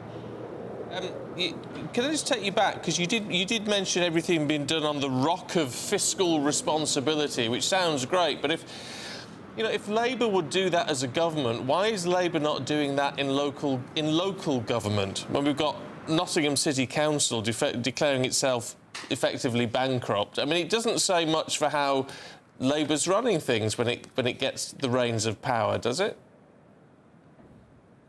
Well, we also have a Conservative-run council that's on the brink of bankruptcy. We have Woking Council, run by the Conservatives, already declared by default bankruptcy, and that's left debts of £1.2 billion.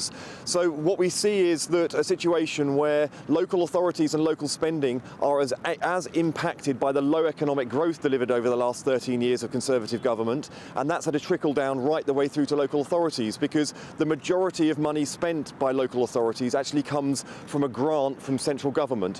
What we've seen under the previous 13 years of Labour government was where you have the partnership between local authorities and a well-run central government here in Westminster. Not only do all four nations do well, but also local authorities and regions do well too. And we need to get back to that place where we're working in partnership, but we have to make sure we get growth back into the economy, and that growth and the proceeds of growth is spent wisely. Just bear one thing in mind. If the same growth that had been undertaken and was experienced under 13 years of the Labour government had persisted through the 13 years of the Conservative government, there would be £40 billion in revenue to the Exchequer that would have just come from growth alone. No new taxes, no new initiatives to raise money from the public, just through growth alone. That's the importance of economic growth to our country, and that's the impact it's had from not having it in the last 13 years. OK, Peter Kyle, good to talk to you. Thanks very much indeed. Britain's newsroom's fast approaching. 9:30. Andrew and Bev will be here with all the big stories of the day. What's in store? Good morning. I tell you, this one has been waiting for this for a very long time. Matt Hancock, COVID inquiry. You'll be down the road, won't you? Banging on the door. It happens round the corner from where we are at GB News. I had to stop myself pulling over and just waiting for him outside the door this morning before he went in and getting him in a headlock. Because I have questions I'd like to ask him, and I have no faith that the inquiry will ask him the right questions. So we will be analysing what he said. We're not going to take the whole thing, because some of it is crushingly dull in that kind of legalese. Lawyers don't use 10 words when they can use 100, do they? But, I mean, this is a man who's been accused effectively of lying and not telling it as it was during all sorts of meetings in Downing Street, and he's there for 2 days. So it's going to be a pretty... But what do you believe in all this? I mean, I find it all very disheartening. I think, to be perfectly honest. I mean, who did we have? Dominic Raab effectively... saying the opposite to what Sajid Javid was saying yesterday about the influence of Dominic Cummings. What do you believe at the end of it? My big problem with this is when Michael Gove was slapped down for saying there is now a body judgment was the word he used, that COVID was man-made, he was shut down because that's not in the terms of reference of the inquiry. It should be, because if this wretched thing was made in a laboratory, we need to know that so governments can prepare and legislate about that sort of research. So it makes me think the whole thing is an expensive waste of time. We're going to be looking at that. And also, terrible polling on the SNP in Scotland. Good polling, terrible for SNP, good for Labour, and therefore also bad for the Conservatives. Yeah, exactly. In Scotland. COP28. The King is going, the Prime Minister's going, and the Foreign Secretary going, and they're all going in separate planes. Are they? Isn't this all about global warming? Cop out. Yeah. Waste. I do sort of think with the whole COP things, they never seem to achieve anything. And it's also being held in the United Arab Emirates, one of the world's biggest oil producing nations. Well, yes, but isn't that important in and of itself? Isn't that better? If you're going to hold it anywhere, hold it somewhere which is at least producing the planet. You've also got to have them at the table. It's a bit like, you know, you can't shut them out. Why don't they just do it on Zoom? Well, because they want a junket and a jolly. A lot of the deals are done in the fringes and a lot of the talk. Does anybody remember what was agreed when COP was held in Britain?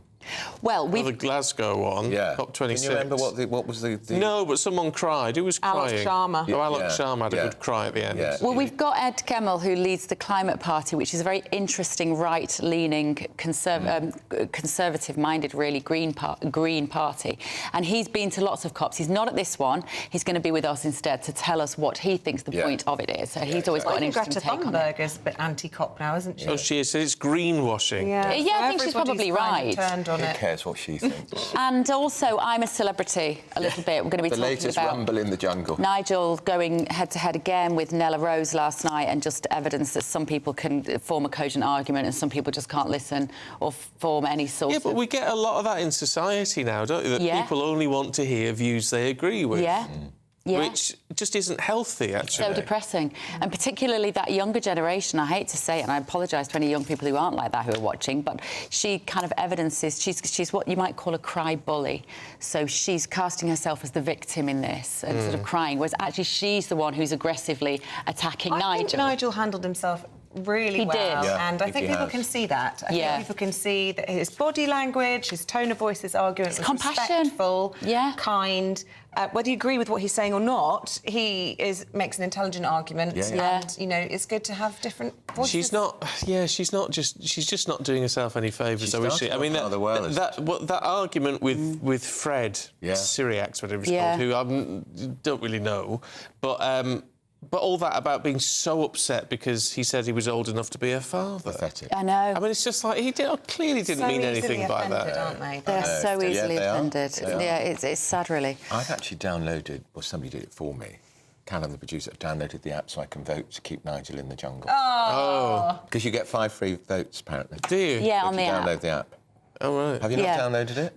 No. And I don't... And like me, you don't know how to download the app? I know how to download an app, but what I don't do is watch Celebrity, or I don't watch any reality TV. I don't, but it is the last show on TV that I can watch with my girls, with my teenage girls, that we all watch together. It's the last family viewing on we get up at 3 in the morning, so there's no way I'm staying up to watch that. Well, this is true. Maybe earlier. Anyway, we look forward to the show. Thank you both. See you later on. Now, still to come, actually, we'll bring you more on Bev's favourite topic, Matt Hancock at the COVID inquiry today. Pip Thompson will bring us the very latest in just a few minutes.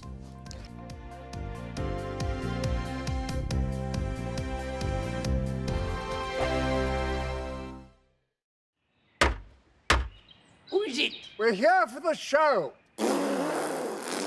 Welcome to the Dinosaur Hour with me, John Cleese. I was married to a therapist. And you survived? I thought we were getting Hugh Laurie. Second best. You interviewed Saddam Hussein. What's that like? I was terrified. I'm playing strip poker with you three. Oh! No, thank you. My CDs need to be put in alphabetical order. Are you going to be problematic again? The Dinosaur Hour. Sundays on GB News. Good afternoon, Britain. Good afternoon, Britain. Join us, Tom and Emily, To find out what's happening in the heart of Westminster. and why it matters to you. Weekdays from midday, we bring you the most compelling stories from across the United Kingdom. And from your doorstep to our inbox, That's right, we want to hear from you. GB News. Britain's news channel. I think the most exciting bit for me is talking to people. People who I think are ignored often by the major news channels.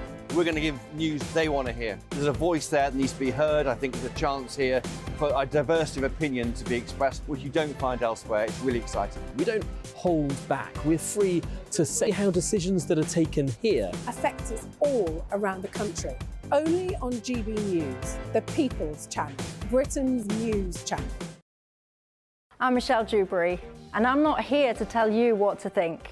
I'd much rather hear what you have to say. So, send in your opinions to gbviews@gbnews.com. Keep them clean, and you never know, I might read them out. With my panel here on Jubes & Co, we debate, we get stuck into the issues of the day on a show where all views are welcome, especially yours. GB News, the People's Channel, Britain's news channel. In the GB Newsroom, we bring you the news as it happens. With our team of dedicated journalists across the UK, we're ready to give you accurate reporting every day. When the news breaks, we'll be there with bulletins on GB News, the People's Channel, Britain's news channel. Your weekend starts here with Friday Night Live with me, Mark Dolan, 8 till 9 on GB News.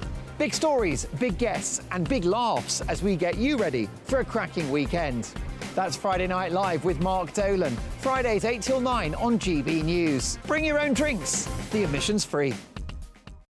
GB News, unlike other broadcasters, isn't obsessed with the London-Westminster bubble. We think there's a nation beyond the M25, and that's why we talk about the issues that matter across the land. Join me on State of the Nation, 8 to 9 o'clock, Monday to Thursday on GB News. Daisy's listening, and you should too.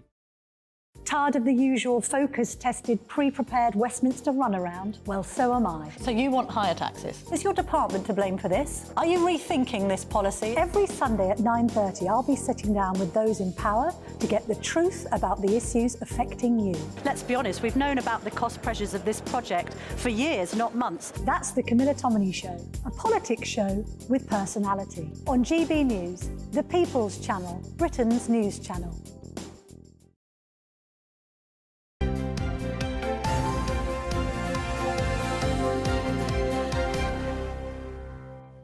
So, as we've been previewing, the COVID inquiry set to get underway in about 40 minutes, and in the hot seat today will be the former Health Secretary, but remaining still an MP, still getting a wage out of all of us. Is he still an MP? Yes, he is, would you believe? I thought he'd gone. He's going to be giving evidence today. Oh, well, anyway, Pip Thompson is covering it all for us today.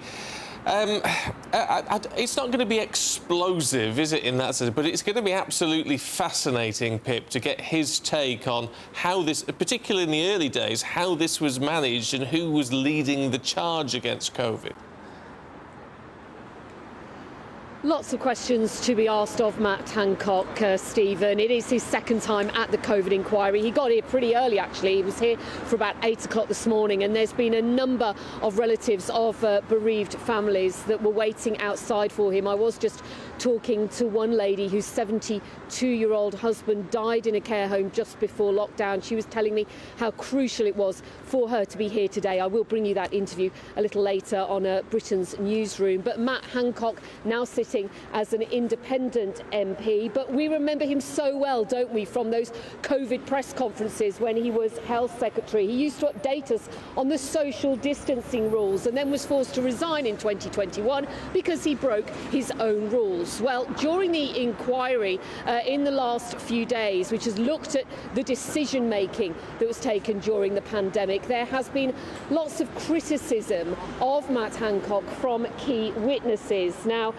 some of that was from the former NHS Chief Executive Lord Stevens, who said that he once said that it should be Matt Hancock himself who should decide who should live and who should die.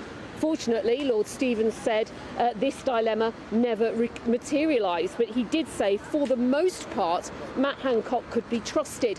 And then one of the most illuminating bits of testimony was given by Helen McNamara. Now, you might remember her. She was the Deputy Cabinet Secretary at the time of the pandemic, and she said Matt Hancock had nuclear levels of overconfidence. This does seem to be a running theme about Matt Hancock, his confidence and his optimism. And then she recalled this very jarring incident where she was talking to him about how difficult it must be to be Health Secretary during the pandemic, and he responded by miming playing cricket and said, "They bowl at me, I knock them away."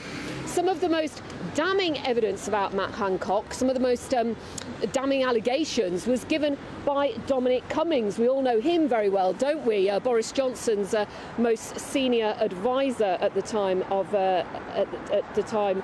when he was Prime Minister. Now, Dominic Cummings said Matt Hancock lied his way through this and killed people, and dozens of people have seen it.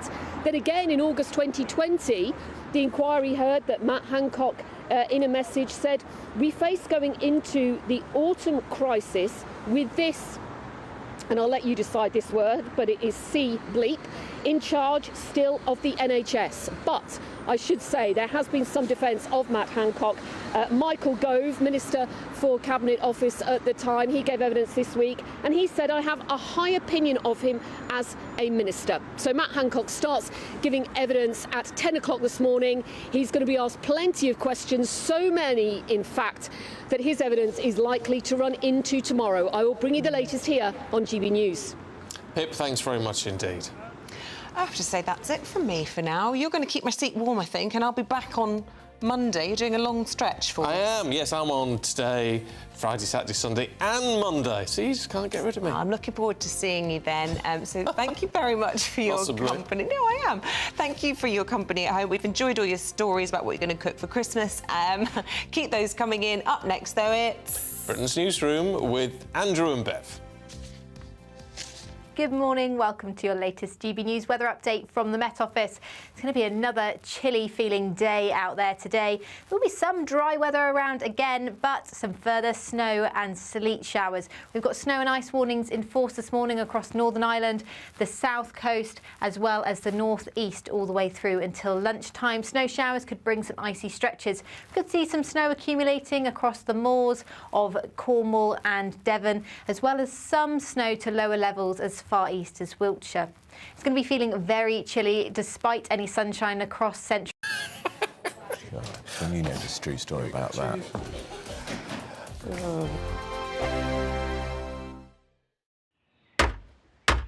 Who is it? We're here for the show. Welcome to the Dinosaur Hour with me, John Cleese. I was married to a therapist. And you survived? I thought we were getting Hugh Laurie. Second best. You interviewed Saddam Hussein. What's that like? I was terrified. I'm playing strip poker with these three. No, thank you. My CDs need to be put in alphabetical order. Are you going to be problematic again? The Dinosaur Hour. Sundays on GB News.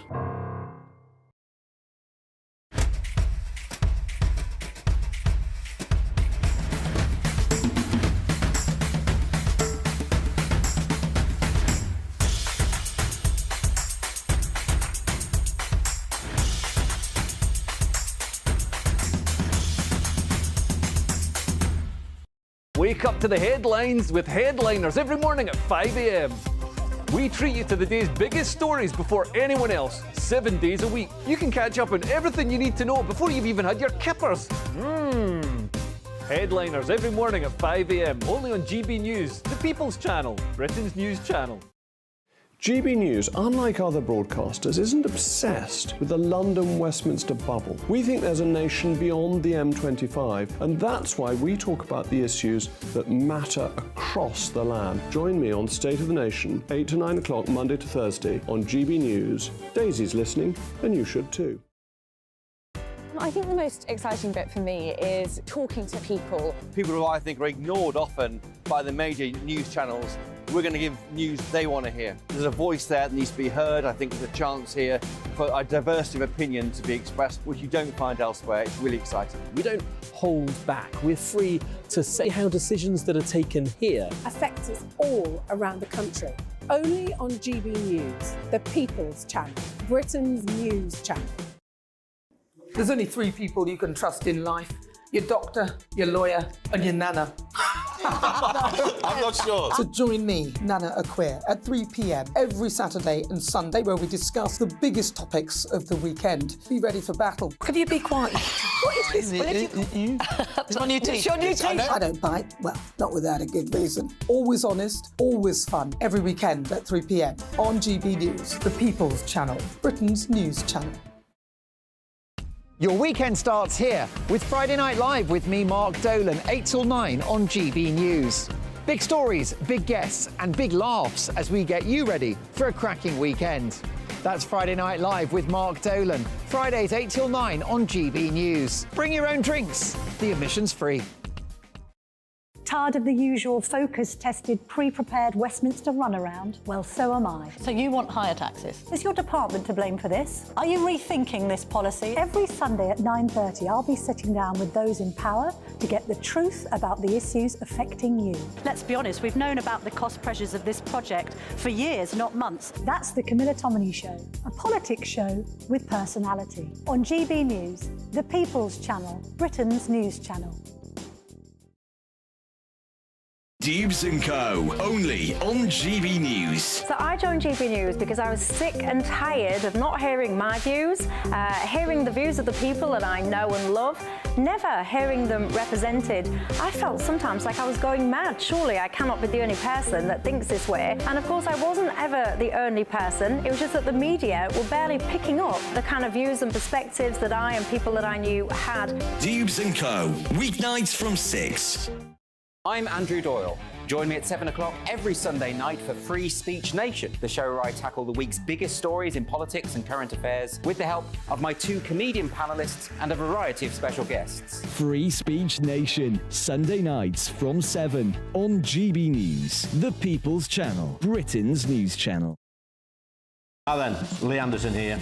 Join me on GB News on my new show, The Real World, every Friday at 7 p.m, where real people get to meet those in power and hold them to account. Every week, we'll be hearing your views from up and down the country in the real world. Join me at 7 on GB News, Britain's news channel. The Camilla Tominey Show, only on GB News. I came to GB News because it's the People's Channel and I want the audience to have their say on the events of the day, but equally it's because it champions free speech, and as a journalist that's what I'm all about. Every Sunday morning at 9:30 we're packing into 90 minutes solid punchy politics with a bit of a twist. We not only want to inform you, but we want to keep you entertained. The Camilla Tominey Show, Sunday mornings from 9:30 on GB News.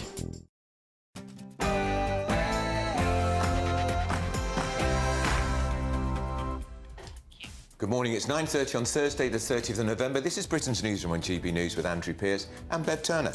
And Hancock's evidence. The former Health Secretary Matt Hancock is giving evidence at the COVID inquiry today. GB News presenter Pip Thompson has the latest. Matt Hancock forced to resign as Health Secretary for breaking his own social distancing rules. He's come in for plenty of criticism at this inquiry over his decision-making. What is his defence? I'll bring you the latest on what could be an explosive day at this inquiry.